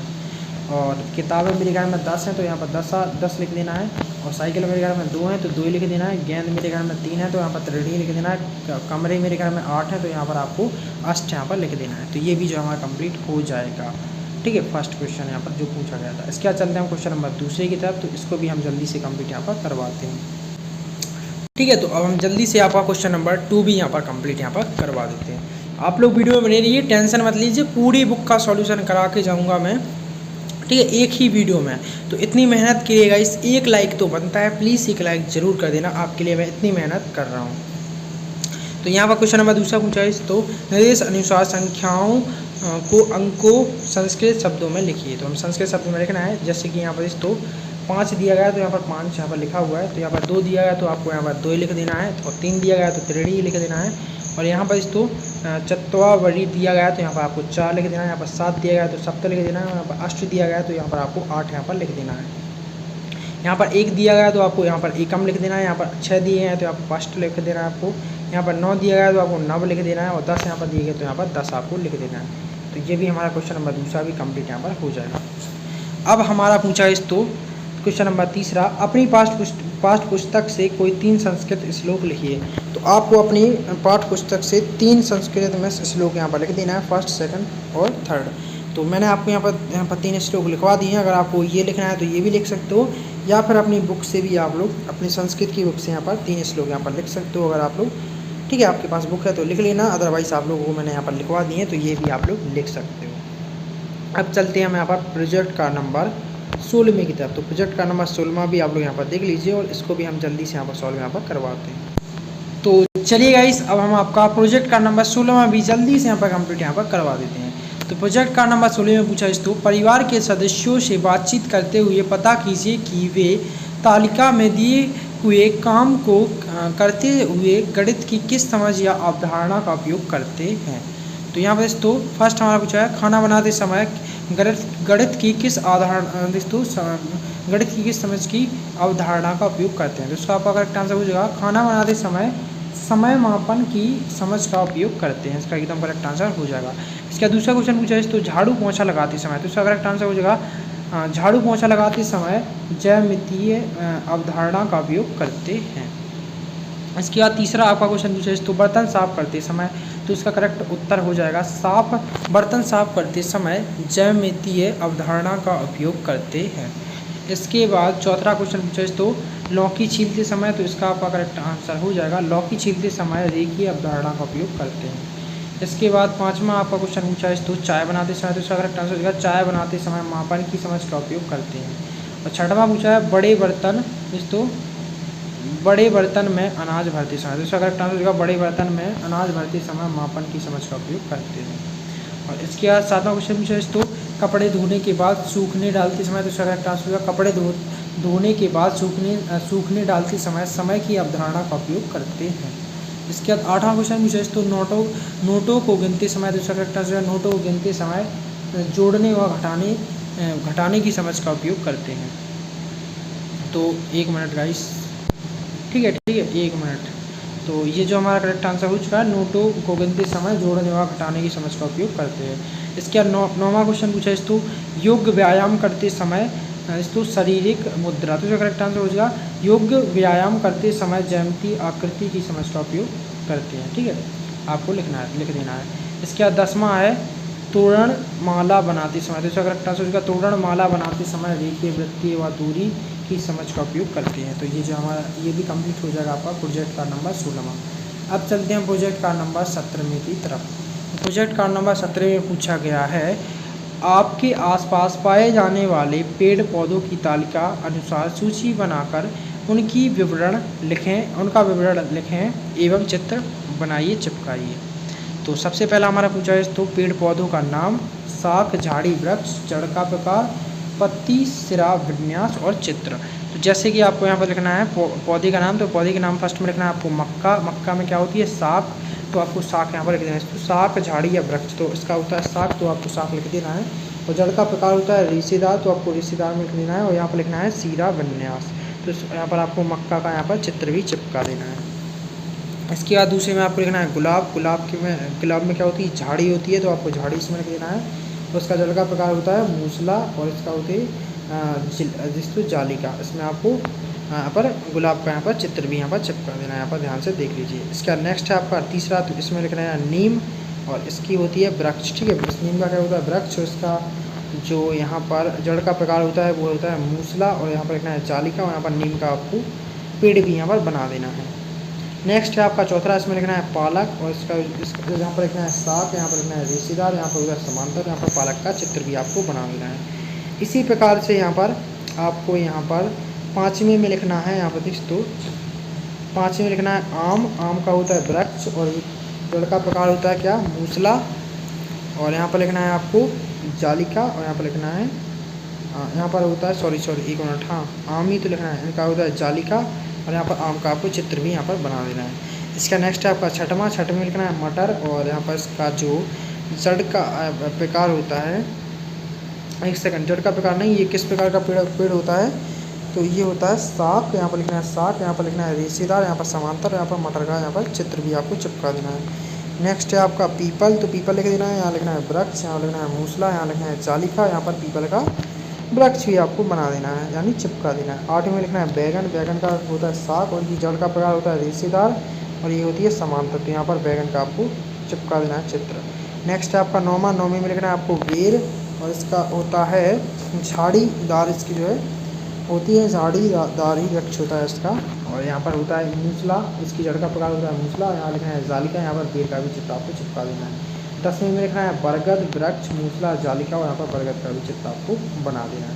तो इसी प्रकार से जो है ये भी जो है कंप्लीट आपका हो जाएगा। इसका नेक्स्ट है अपना दूसरा क्वेश्चन पूछा है, तो यहाँ पर पूछा है किसी भी पुष्प के जैसे गुड़हल, धतूरा आदि आंतरिक भागों की पहचान कर दिए गए बॉक्स में चिपका कर नाम लिखिए। तो जैसे कि हम देख सकते हो यहाँ पर किसी भी पुष्प जैसे गुड़हल, धतूरा आदि आंतरिक भागों की पहचान कर दिए गए बॉक्स में लिखिए और चिपकाइए। तो हमें नाम लिखना है और चिपकाना भी है। तो सबसे पहले आपको नाम लिखना है, नाम में गुड़हल और गुड़हल का चित्र भी आपको यहाँ पर चिपका देना है। और नेक्स्ट यहाँ पर नाम लिखना है धतूरा और धतूरा का यहाँ पर चित्र भी आपको चिपका देना है। और नेक्स्ट यहाँ पर लिखना है आपको सरसों, सरसों का भी चित्र यहाँ पर चिपका देना है। नेक्स्ट आपको लिखना है गेंदा, गेंदा का भी आपको चित्र यहाँ पर चिपका देना है। और नेक्स्ट आपको लिखना है गुलमोहर, तो इसको गुलमोहर का भी आपको चित्र यहाँ पर चिपका देना है। नेक्स्ट आपको लिखना है चमेली, चमेली का चित्र यहाँ पर चिपका देना है। और नेक्स्ट लास्ट में लिखना है आपको लिली, लिली का भी चित्र आपको यहाँ पर चिपका देना है। तो यहाँ पर हमें जो है ठीक है इनके नाम और चित्र यहाँ पर चिपकाने थे, तो चिपका यहाँ पर हमें दिए हैं। तो ये भी जो हमारा कंप्लीट हो जाएगा। अब चलते हैं प्रोजेक्ट कार्ड नंबर 18वें की तरफ। तो प्रोजेक्ट कार्ड नंबर 18वें को भी हम जल्दी से कंप्लीट करवा देते हैं। और मैं फिर बोल रहा हूँ, अभी तक वीडियो को लाइक करके आप लोगों ने हमारे चैनल को सब्सक्राइब नहीं किया है, तो जल्दी से वीडियो को लाइक करके चैनल को आप लोग हमारे सब्सक्राइब यहाँ पर कर लीजिए। अब हम चलते हैं प्रोजेक्ट कार्ड नंबर 18वें की तरफ। तो इसको भी जल्दी से हम यहाँ पर सॉल्व यहाँ पर कर देते हैं। तो प्रोजेक्ट कार्ड नंबर 18वें में हमारा क्वेश्चन पूछा है, तो नीचे दी गई तालिका को ध्यानपूर्वक पढ़ें। वर्ष 2011 की जनगणना के अनुसार प्रदेश के 5 जिलों की जनसंख्या तालिका में दी गई है। दोस्तों 2011 की जनगणना की यहाँ पर जनगणना की दोस्तों जनसंख्या यहाँ पर लाख में दी गई है और शहरों के नाम दिए गए हैं। 2011 में जो इंदौर की जनसंख्या थी वो थी 32,76,697 और जबलपुर की थी 24,63,289। सागर की जनसंख्या थी 23,78,458 और भोपाल की जो जनसंख्या थी वो थी 23,71,061 और रीवा की थी 23,65,106। अब यहाँ पर देख सकते हो, यहाँ पर पूछा गया है उपयुक्त तालिका के आधार पर दिए गए रिक्त स्थान में दंड आरेख बनाइए। इस कार्य में आप अपने बड़े भाई बहन और शिक्षक की सहायता भी ले सकते हैं। तो आपको इस प्रकार की एक तालिका बनानी है, यहाँ पर देख लीजिए अच्छे तरीके से और ध्यान दीजिए 2011 की जनगणना की यहाँ पर बात चल रही है। तो सबसे पहले आपको एक तालिका बनानी है यहाँ से लेके यहाँ तक, ठीक है। ध्यान से देखिए, आपको एक यहाँ पर तालिका यहाँ पर बना लेनी है, ठीक है। यहाँ से लेकर एक सेकंड, यहाँ से लेकर यहाँ तक। सबसे पहले आपको यहाँ पर लिखना है 10 लाख, इसके बाद यहाँ लिखना है 20 लाख और यहाँ लिखना है 30 लाख और यहाँ लिखना है 40 लाख। अब आपको यहाँ पर जो है सबसे पहले इंदौर की जनसंख्या यहाँ पर दर्शानी है। तो ये रही आपकी इंदौर की जनसंख्या जो कि है 32,76,697। और नेक्स्ट आपको जबलपुर की जनसंख्या दर्शानी है। तो ये रही आपकी जबलपुर की जनसंख्या, ये रही सागर की जनसंख्या, ये रही भोपाल की जनसंख्या और ये रही रीवा की जनसंख्या। तो इसी प्रकार से हमें यहाँ पर दर्शा देना है और यहाँ पर इंदौर, जबलपुर, सागर, भोपाल, रीवा शहरों के नाम भी लिख देने हैं। और ध्यान दीजिएगा यहाँ पर जनसंख्या है आपको यहाँ से हिसाब से ही लिखना है, ठीक है। जैसे कि यहाँ पर इसको सबसे ज़्यादा इंदौर की थी तो मैंने इंदौर की भी यहाँ पर बताई है 32,76,697। और नेक्स्ट थी 24 लाख, तो 24 लाख यहाँ पर यहाँ पर पड़ रहा है 30 लाख और 20 लाख के बीच में ही पड़ेगा 24 लाख, तो यहाँ पर ही मैंने ट्रायंगल बनाया है। तो इसी हिसाब से आप लोग बनाइएगा जनसंख्या के हिसाब से। तो ये भी जो है हमारा कंप्लीट हो जाएगा प्रोजेक्ट का नंबर 18वां। तो ये भी जो है हमारी कंप्लीट हो जाएगी। इसी प्रकार से सेम आपको यहाँ पर बनाना है आपका ट्रायंगल, तो ये भी जो है हमारा कंप्लीट हो जाएगा। अब हम चलते हैं प्रोजेक्ट का नंबर 19वें की तरफ। तो इसको भी हम जल्दी से सॉल्व करवा देते हैं। और वीडियो को लाइक करके अभी तक चैनल को आप लोगों ने सब्सक्राइब नहीं किया है तो जल्दी से गाइस यहाँ पर कर लीजिए। बहुत मेहनत से मैं आपको पूरा का पूरा A to Z सॉल्यूशन एक ही वीडियो में प्रोवाइड करा रहा हूँ। तो प्लीज़ गाइस वीडियो को लाइक करके हमारे चैनल को सब्सक्राइब करना तो बनता है। चलिए गाइस इसको भी हम जल्दी से सॉल्व यहाँ पर करवा देते हैं प्रोजेक्ट का नंबर 19वें को। तो प्रोजेक्ट का नंबर 19वें में हमारा क्वेश्चन पूछा इस तो किन्हीं 4 स्वतंत्रता संग्रामी सेनानियों के चित्रों को संकलित कर चिपकाइए और उनके बारे में विस्तृत संक्षापित जानकारी लिखिए। तो सबसे पहले आपको यहाँ पर रानी लक्ष्मीबाई जी की फ़ोटो यहाँ पर चिपका देनी है और इनके बारे में लिखना है रानी लक्ष्मीबाई। रानी लक्ष्मीबाई का जन्म, रानी लक्ष्मीबाई का असली नाम मणिकर्णिका था। बचपन में उन्हें प्यार से मनु कहकर बुलाते थे, ठीक है। इनके बारे में हमें लिखना है, ठीक है। तो यहाँ पर हमने रानी लक्ष्मीबाई की सबसे पहले फ़ोटो चिपका दी है, अब हम इनके बारे में लिख रहे हैं, ठीक है।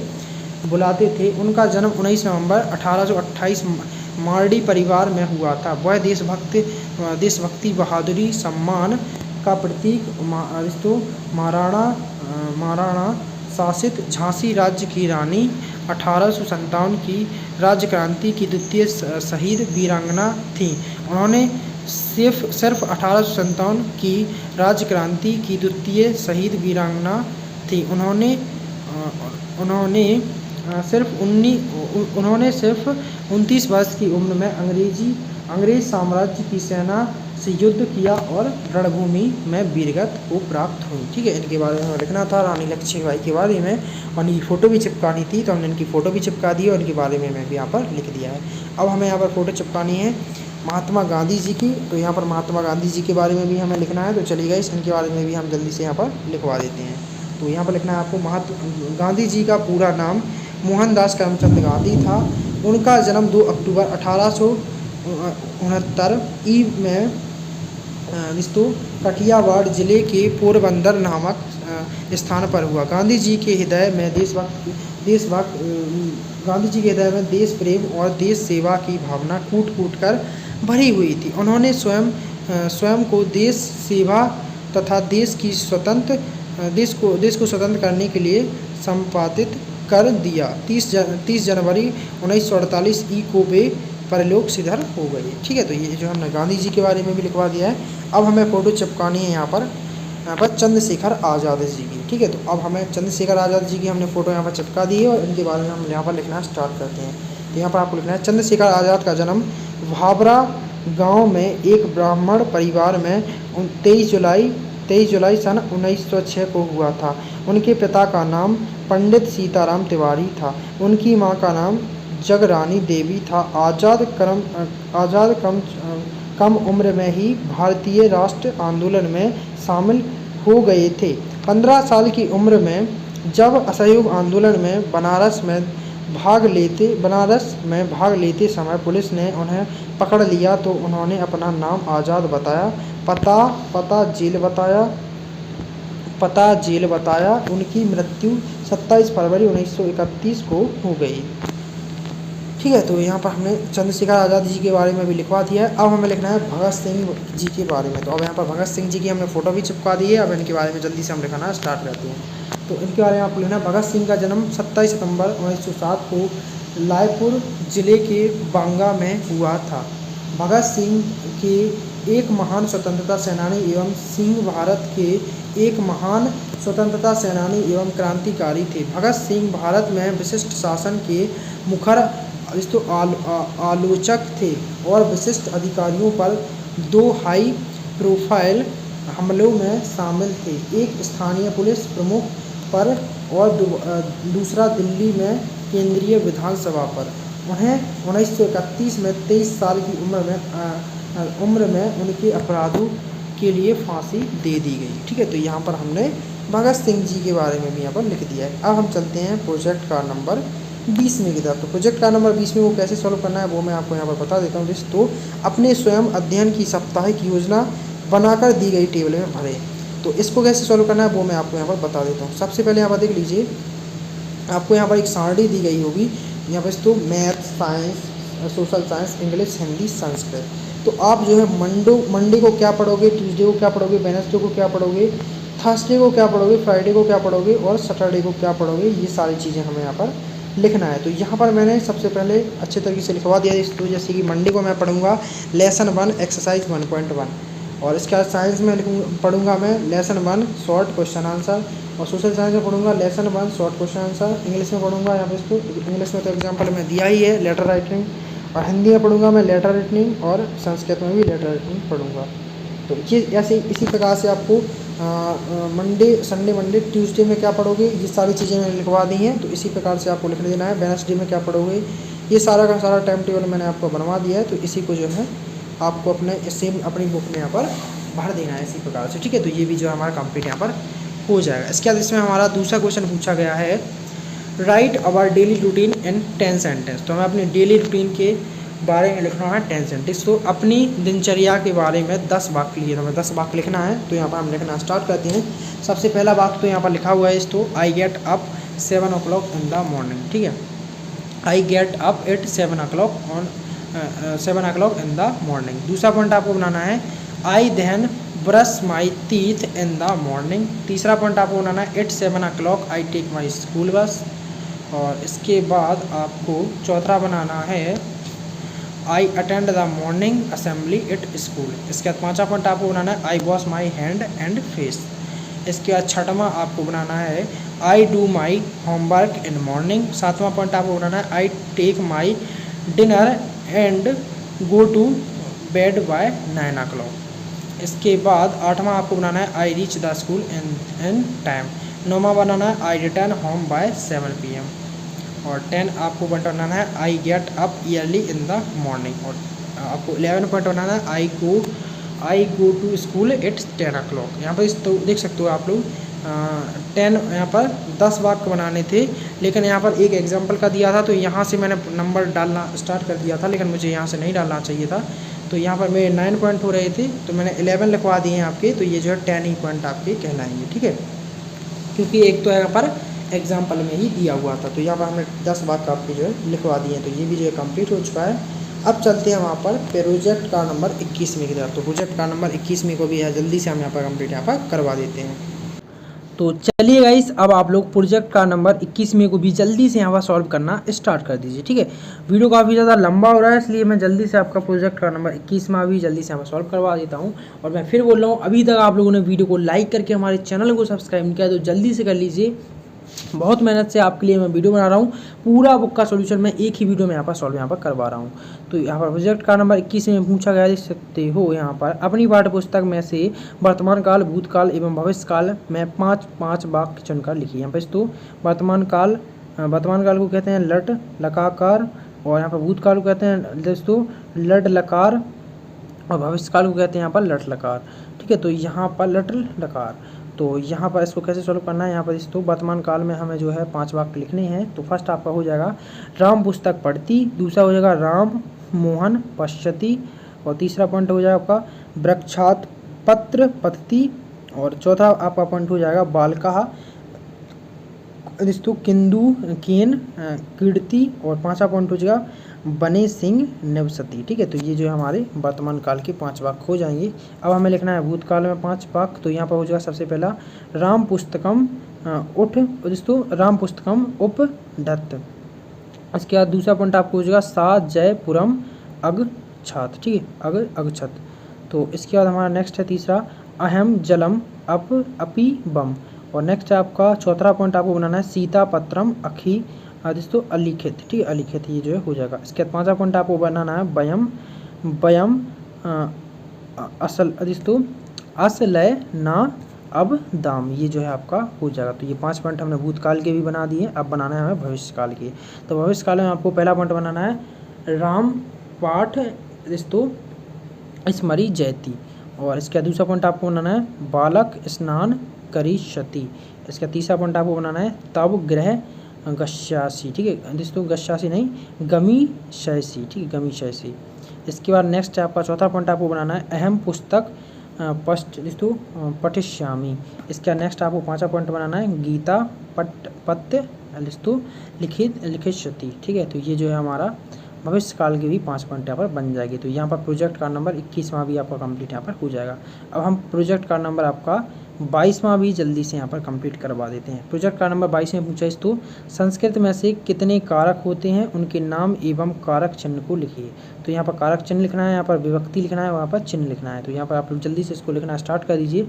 सबसे पहले आपको लिखना है यहाँ पर कर्म, करण, संप्रदान, संप्रदान, यहाँ पर इसका आपको लिखना है अपादान, संबंध और अधिकरण। और इसके बाद आपको विभक्ति में लिखना है द्वितीय, तृतीय, चतुर्थी, पंचमी, षष्ठी, सप्तमी और संबोधन। मैं आपको डायरेक्ट लिखवाते जा रहा हूँ, आप लोग जल्दी जल्दी यहाँ पर लिखते जाइए। वीडियो काफ़ी ज़्यादा लंबा यहाँ पर हो चुका है। इसका चिन्ह में आपको लिखना है यहाँ पर तो को, से, के द्वारा, के साथ, यहाँ पर लिखना है के लिए, से अलग होने में, और यहाँ पर लिखना है का, की, के, रा, री, रे। यहाँ पर लिखना है आपको मैं, पर, यहाँ पर आपको लिखना है हे, अरे, भो, ठीक है। तो ये जो है प्रोजेक्ट का नंबर 22वां भी आपका यहाँ पर कंप्लीट यहाँ पर हो जाएगा। अब चलते हैं प्रोजेक्ट का नंबर 23वें की तरफ। तो प्रोजेक्ट का नंबर 23वां भी हम आपका जल्दी से गाइस यहाँ पर कंप्लीट यहाँ पर करवा देते हैं। आप लोग वीडियो में बने रहिए जल्दी से। अभी तक वीडियो को लाइक करके आप लोगों ने चैनल को सब्सक्राइब नहीं किया है तो जल्दी से गाइस वीडियो को लाइक करके चैनल को सब्सक्राइब कर लीजिए। वीडियो काफ़ी ज़्यादा लंबा हो रहा है, पूरा बुक का सॉल्यूशन मैं आपको एक ही वीडियो में प्रोवाइड करा रहा हूँ। तो जल्दी से वीडियो को लाइक करके आप लोग हमारे चैनल को यहाँ पर सब्सक्राइब यहाँ पर कर लीजिए। तो प्रोजेक्ट का नंबर 23 में भी पूछा है तो अपने माता पिता या बड़े भाई बहन की सहायता से पिछले साल के बिजली के बिलों को इकट्ठा करें और माहवार बिल आंकड़ों को तालिका में भरें तथा विशेषण करें, ठीक है। तो इसको भी हम जल्दी से कंप्लीट करवा देते हैं। सबसे पहले आपको विद्युत बिल माह का लिखना है, और विद्युत की खपत यूनिट में लिखना है, और विद्युत बिल की राशि यहाँ पर रुपए में लिखना है। तो सबसे पहले तो यहाँ पर आपको लिखना है जनवरी। तो जनवरी माह का बिल जैसे मेरा 60 यूनिट आया तो यहाँ पर 600 रुपये इसका बिल हो जाएगा। तो यहाँ पर 600 रुपये आपको यहाँ पर लिख देना है, ठीक है। क्योंकि मेरे यहाँ 10 रुपये यूनिट पड़ता है तो 60 यूनिट मैंने बिजली खर्च की तो यहाँ पर 600 रुपये मेरा बिल आया था जनवरी में, जो कि मैंने यहाँ पर लिख दिया है। फरवरी में मैंने 78 यूनिट बिजली खर्च की तो 780 रुपये मेरा बिल आया है। और मार्च में मैंने 90 यूनिट बिजली खर्च की थी तो यहाँ पर मेरा 900 रुपये बिल आया था।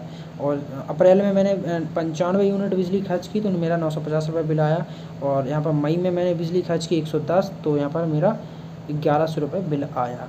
और यहाँ पर देख सकते हो जून में मैंने खर्च की 130 यूनिट तो यहाँ पर मेरा बिल आया 1300। यहाँ पर 130 लिखिए लेकिन आपको यहाँ पर 1300 यहाँ पर लिखना है, ठीक है, 1300 रुपये। इसके बाद नेक्स्ट मैंने जुलाई में जो है खर्च की वो 120 यूनिट जो है बिजली खर्च की तो यहाँ पर 1200 रुपये मेरा बिल आया, ठीक है। जुलाई में यहाँ पर 120 लिखा है लेकिन आपको यहाँ पर 1200 लिखना है। और नेक्स्ट है आपका अगस्त। तो अगस्त में मेरा 100 यूनिट बिल आया तो यहाँ पर 1000 रुपये मेरा बिल आया। और सितंबर में मेरा 95 यूनिट बिल जो है बिल आया तो यहाँ पर मेरा 950 रुपये बिल यहाँ पर बना। इसके बाद मेरा अक्टूबर में आया 100 यूनिट तो यहाँ पर मेरा बना 1000 रुपये, ठीक है, 1000 रुपये यहाँ पर पड़ा 100 यूनिट का। तो यहाँ पर 100 रुपये लिखा है लेकिन आपको यहाँ पर 1000 लिख देना है। और नवंबर में मेरा 80 यूनिट बिल आया तो यहाँ पर मेरे को 800 रुपये यहाँ पर देने पड़े। और यहाँ पर दिसंबर में मेरा आया 85 यूनिट तो यहाँ पर मुझे 850 रुपये देने पड़े। तो ये था हमारा पूरा बिल का, ठीक है, डेटा। तो यहाँ पर हमने जो है लिखवा दिया है आपको, तो इसी प्रकार से आपको लिख देना है। इसके बाद हमारा प्रश्न क्रमांक नंबर 1 पूछा गया है इसमें दोस्तों किस माह में ऊर्जा बिल ज़्यादा व्यवहार वाले हैं तथा किस महीने में ऊर्जा बिल कम व्यय भार वाले हैं। तो इसका आपको करेक्ट आंसर लिखना है अप्रैल, मई, जून, जुलाई, अगस्त माह में ऊर्जा बिल ज़्यादा व्यय भार वाले हैं तथा जनवरी, फरवरी, मार्च, नवंबर, दिसंबर महीने में ऊर्जा बिल कम व्यवहार वाले हैं। ठीक है, तो इसका एकदम करेक्ट आंसर यही हो जाएगा। अब दूसरा हमारा क्वेश्चन पूछा है दोस्तों, यह पता लगाने की कोशिश करें कि जिन महीनों में ऊर्जा बिल अधिक आया है उनका क्या क्या कारण रहा है। तो उसका करेक्ट आंसर हो जाएगा, हमने पता लगाने की कोशिश की जिन महीनों में ऊर्जा बिल अधिक आया है उनका कारण उन महीनों में तापमान अधिक होने के कारण कूलर, पंखा, फ्रिज आदि विद्युत उपकरणों का उपयोग किया गया था। ठीक है, तो ये जो है करेक्ट आंसर हो जाएगा इसका। इसके बाद हमारा क्वेश्चन नंबर तीसरा पूछा गया है, आपको यहाँ पर देख सकते हो, विभिन्न तरीकों से पता लगाइए कि आप अपने ऊर्जा बिल की लागत को कैसे कम कर सकते हैं।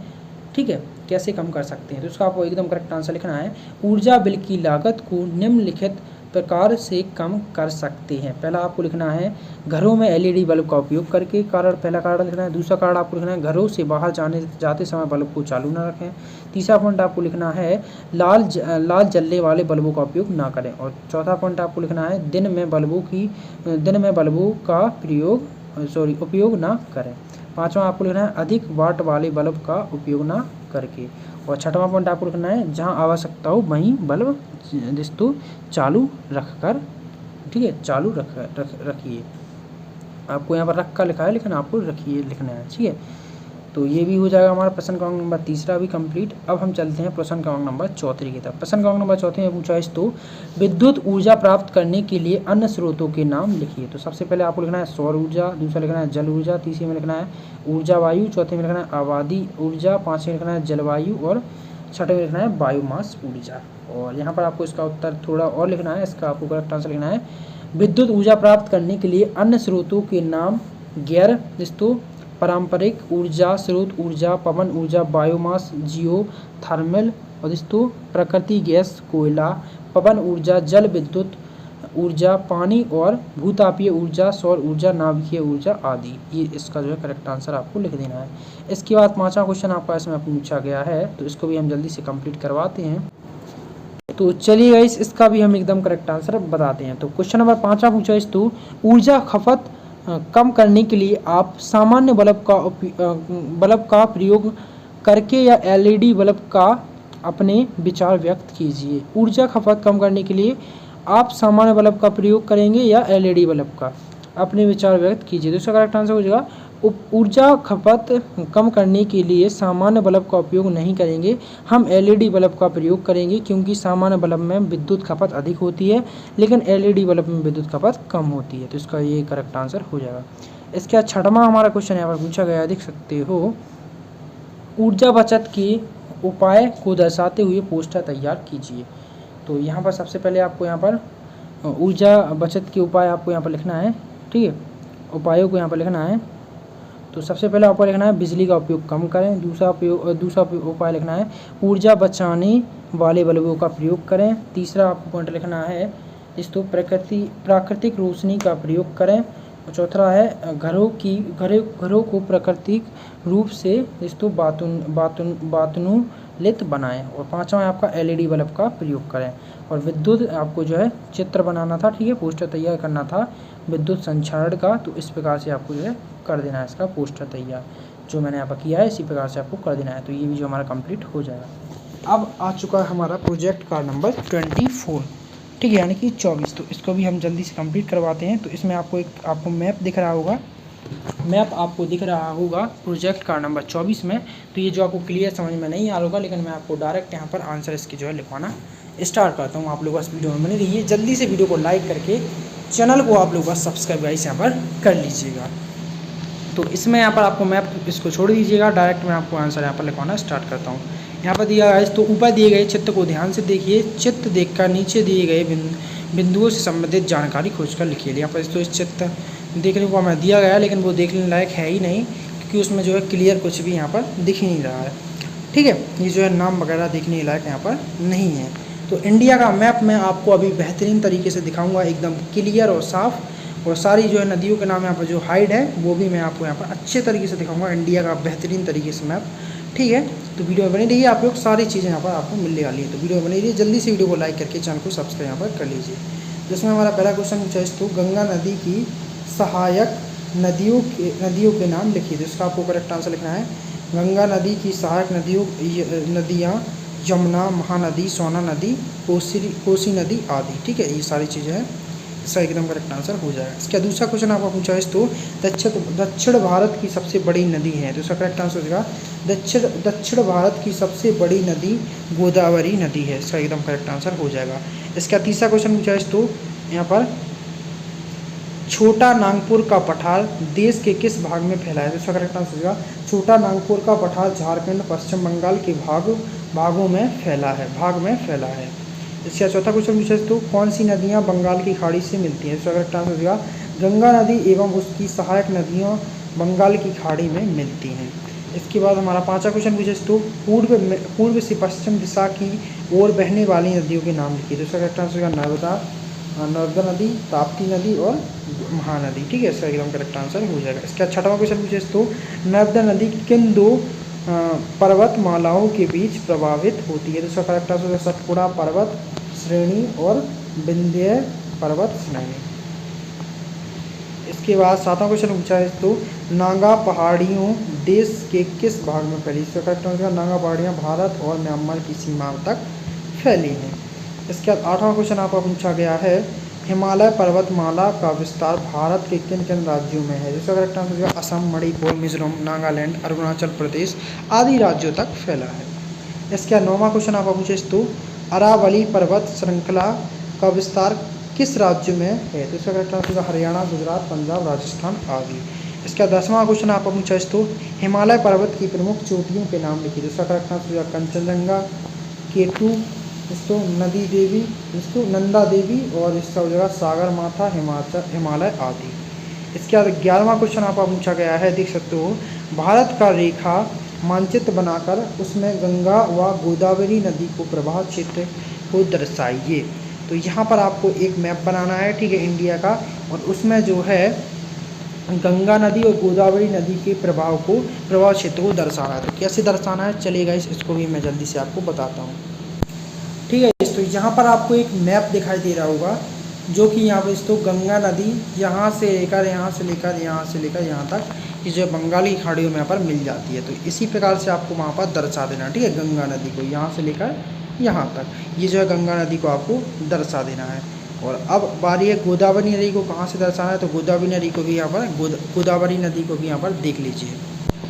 तो गोदावरी नदी को कैसे दर्शाना है वो भी यहाँ पर देख लीजिए। गोदावरी नदी को यहाँ से लेकर यहाँ तक आपको दर्शा देना है, ठीक है। तो ये जो है आपका गोदावरी नदी भी हो जाएगा। तो इसी प्रकार से आपको मैप बना देना है, गंगा नदी और गोदावरी नदी को यहाँ पर मैप में दर्शा देना है, ठीक है। तो जो मैंने आपको गंगा नदी और गोदावरी नदी दिखाई हुई है मैप में, वो आपको यहाँ पर दर्शा देना है मैप बनाकर। तो ये भी जो हमारा कंप्लीट यहाँ पर हो जाएगा। अब चलते हैं हम यहाँ पर लास्ट प्रोजेक्ट कार्ड नंबर 25 में की तरफ। तो इसको कैसे कंप्लीट करना है वो भी आप लोग यहाँ पर देख लीजिए। सबसे पहले आपको यहाँ पर इसको एक खसरा नंबर दिखाई दे रहा होगा, यहाँ पर सारी चीज़ें यहाँ पर लिखी हुई हैं, देख सकते हो। यहाँ पर सबसे पहले ज़मीन का नाम, किस किस के नाम पे ज़मीन है, कितने हेक्टर ज़मीन, कितने हेक्टर किसके नाम पे ज़मीन है, क्या उस ज़मीन में बुकता है, सोयाबीन बुकता है, गेहूँ बुकता है, क्या बुकता है, सारी चीज़ें यहाँ पर डिटेल में दी गई हैं। और यहाँ पर इसको 1 2 3 4 यहाँ पर 4 क्वेश्चन यहाँ पर पूछे गए हैं। तो इसको कैसे सॉल्व करना है वो मैं आपको बताता हूँ। सबसे पहला इसमें क्वेश्चन आपका पूछा है तो मोहन के खेत के दक्षिण में जो ज़मीन है वह किसकी है। तो देख सकते हो यहाँ पर फर्स्ट में जो पहला नंबर का खेत है वो मोहन और इसको बल्द राजा राम के नाम पर है, ठीक है। और दूसरे नंबर का खेत जो है वो है रघुराम बल्द रतन लाल के नाम पर, ठीक है। और तीसरा जो खेत है वो है मध्य प्रदेश शासन के नाम पर, ठीक है, सरकारी घास का मैदान। और यहाँ पर आप लोग देख लीजिए जो लाइन वाली सीमा है वो होगी सीमा, और दूसरा यहाँ पर तो ये चिन्ह है वो चारगाह का है, और ये वाला चिन्ह है वो कच्ची सड़क का है, ये चिन्ह कुआं का है, ये पक्की सड़क का है, और ये पेड़ का चिन्ह है, ठीक है। अब आपको यहाँ पर एक मैप जो दिखाई दे रहा होगा नक्शा यहाँ पर, तो यहाँ पर फर्स्ट क्वेश्चन पूछा गया इस तो मोहन के खेत के दक्षिण में जो ज़मीन है वह किसकी है। तो मोहन का खेत जो है वो कहाँ है, मोहन का खेत है वो 1 नंबर का खेत मोहन का है। तो ये रहा आपका मोहन का खेत 1 नंबर का। अब दक्षिण में तो क्वेश्चन पूछा गया है दक्षिण में जो ज़मीन है वह किसकी है। तो दोस्तों उत्तर की दिशा जो है ये रही, तो दक्षिण हमारी नीचे की साइड होगी। तो 2 नंबर का जो खेत है वो किसका है, वो किसके नाम पर है, 2 नंबर का खेत है रघुराम बल्द के नाम, ठीक है, रघुराम बल्द रतन लाल के। तो यहाँ पर आपको इसका उत्तर लिख देना है रघुराम बल्द रतन लाल, ठीक है। तो मोहन के खेत के दक्षिण में जो ज़मीन है वो किसकी है, तो दक्षिण में 2 नंबर वाला ही खेत पड़ रहा है, तो वो है रघुराम बल्द रतनलाल की। तो यहाँ पर आपको लिख देना है। उसके बाद दूसरा क्वेश्चन पूछे, तो रघु और मोहन की ज़मीन के बीच की सीमा का निशान लगाइए। तो बीच की सीमा का निशान देख, तो ये है जो है वो मोहन का खेत है, और ये जो है रघुराम बल्द रतनलाल का खेत है। तो यहाँ पर जो बीच की सीमा का चिन्ह है वो ये वाला है। तो यहाँ पर आपको इस प्रकार की लाइन यहाँ पर खींच देनी है। इसके बाद आप नेक्स्ट तीसरा क्वेश्चन पूछे, तो खेत संख्या 3 में कौन इस्तेमाल कर सकता है। तो खेत नंबर 3 है ये रहा, और जो खेत नंबर 3 है वो किसके नाम पर है, खेत नंबर 3 है वो है मध्य प्रदेश शासन घास विश्व सरकारी घास का मैदान। तो ये इस्तेमाल कर सकता है मध्य प्रदेश सरकार। तो यहाँ पर आपको मध्य प्रदेश सरकार लिख देंगे। इसके बाद नेक्स्ट क्वेश्चन आपका पूछा गया चौथा, देख सकते हो, खेत संख्या 2 और 3 से संबंधित क्या क्या जानकारी हमें मिल सकती है। तो खेत नंबर तीसरे में क्या क्या मिल सकती है। सबसे पहले तो क्या क्या दिख रहा है, सबसे पहले मेरे को दिख रहा है कुआं, और यहाँ पर इस तो एक चारगाह का चिन्ह दिख रहा है। यहाँ पर इस तो ये वाला चिन्ह है वो है चारगाह का, तो यहाँ पर चारगाह का चिन्ह दिख रहा होगा, और यहाँ पर एक पेड़ भी दिख रहा है आपको, और यहाँ पर ठीक है यही सारी चीज़ें यहाँ पर दिख रही हैं। तो सबसे पहले आपको लिखना है, अब इस तो खेत संख्या 2 और 3 से संबंधित क्या क्या जानकारी हमें मिल सकती है। ठीक है, तो 2 नंबर खेत में तो एक कुआं का ही चिन्ह हमें दिख रहा है। तो यहाँ पर आपको लिखना है कुआं, चारगाह, पेड़ और आदि, यही हमें सारी चीज़ें यहाँ पर 2 और 3 नंबर में दिख रही हैं। ठीक है, कुआं दिख रहा है, तो यहाँ पर भी कुआं दिख रहा है, एक चारगाह का चिन्ह दिख रहा है और एक पेड़ का चिन्ह दिख रहा है। तो ये आपको लिख देनी है। तो ये भी जो है हमारा कंप्लीट हो जाएगा आपका कार्यपत्रक 25। तो यहाँ पर जो हमने हमारा घर देख सकते हो, हमारा घर हमारा विद्यालय जो प्रयास पुस्तिका थी आपकी 6 से लेकर 8 तक, शुरू से लेकर लास्ट तक हमने आपको एक ही वीडियो में जो है पूरी की पूरी A to Z यहाँ पर सॉल्व यहाँ पर करवा दी है। तो वीडियो कैसा लगा आपको, वीडियो पसंद आया तो प्लीज़ वीडियो को लाइक करके हमारे चैनल को सब्सक्राइब कर देना, और मैं मिलता हूँ फिर किसी नेक्स्ट वीडियो में। तब तक के लिए बाय बाय। और हाँ गाइस, मैंने आपको A to Z सॉल्यूशन एक ही वीडियो में बताया है, तो इतनी मेहनत के लिए please guys, please please please video को लाइक करके हमारे चैनल को सब्सक्राइब जरूर कर देना, क्योंकि एक ही बार में पूरी की पूरी वीडियो बनाना और पूरी बुक को सॉल्व कराना बहुत मेहनत का काम है गाइस। प्लीज़ इस वीडियो को लाइक करके आप लोग हमारे चैनल को सब्सक्राइब कर देना, अपने दोस्तों के साथ भी वीडियो को शेयर कर देना, ताकि वो भी अपनी बुक जो है कंप्लीट यहाँ पर सॉल्व यहाँ पर कर लें। तो वीडियो को लाइक करके हमारे चैनल को सब्सक्राइब कर देना। हम फिर मिलते हैं हम किसी नेक्स्ट वीडियो के साथ, तब तक के लिए बाय बाय।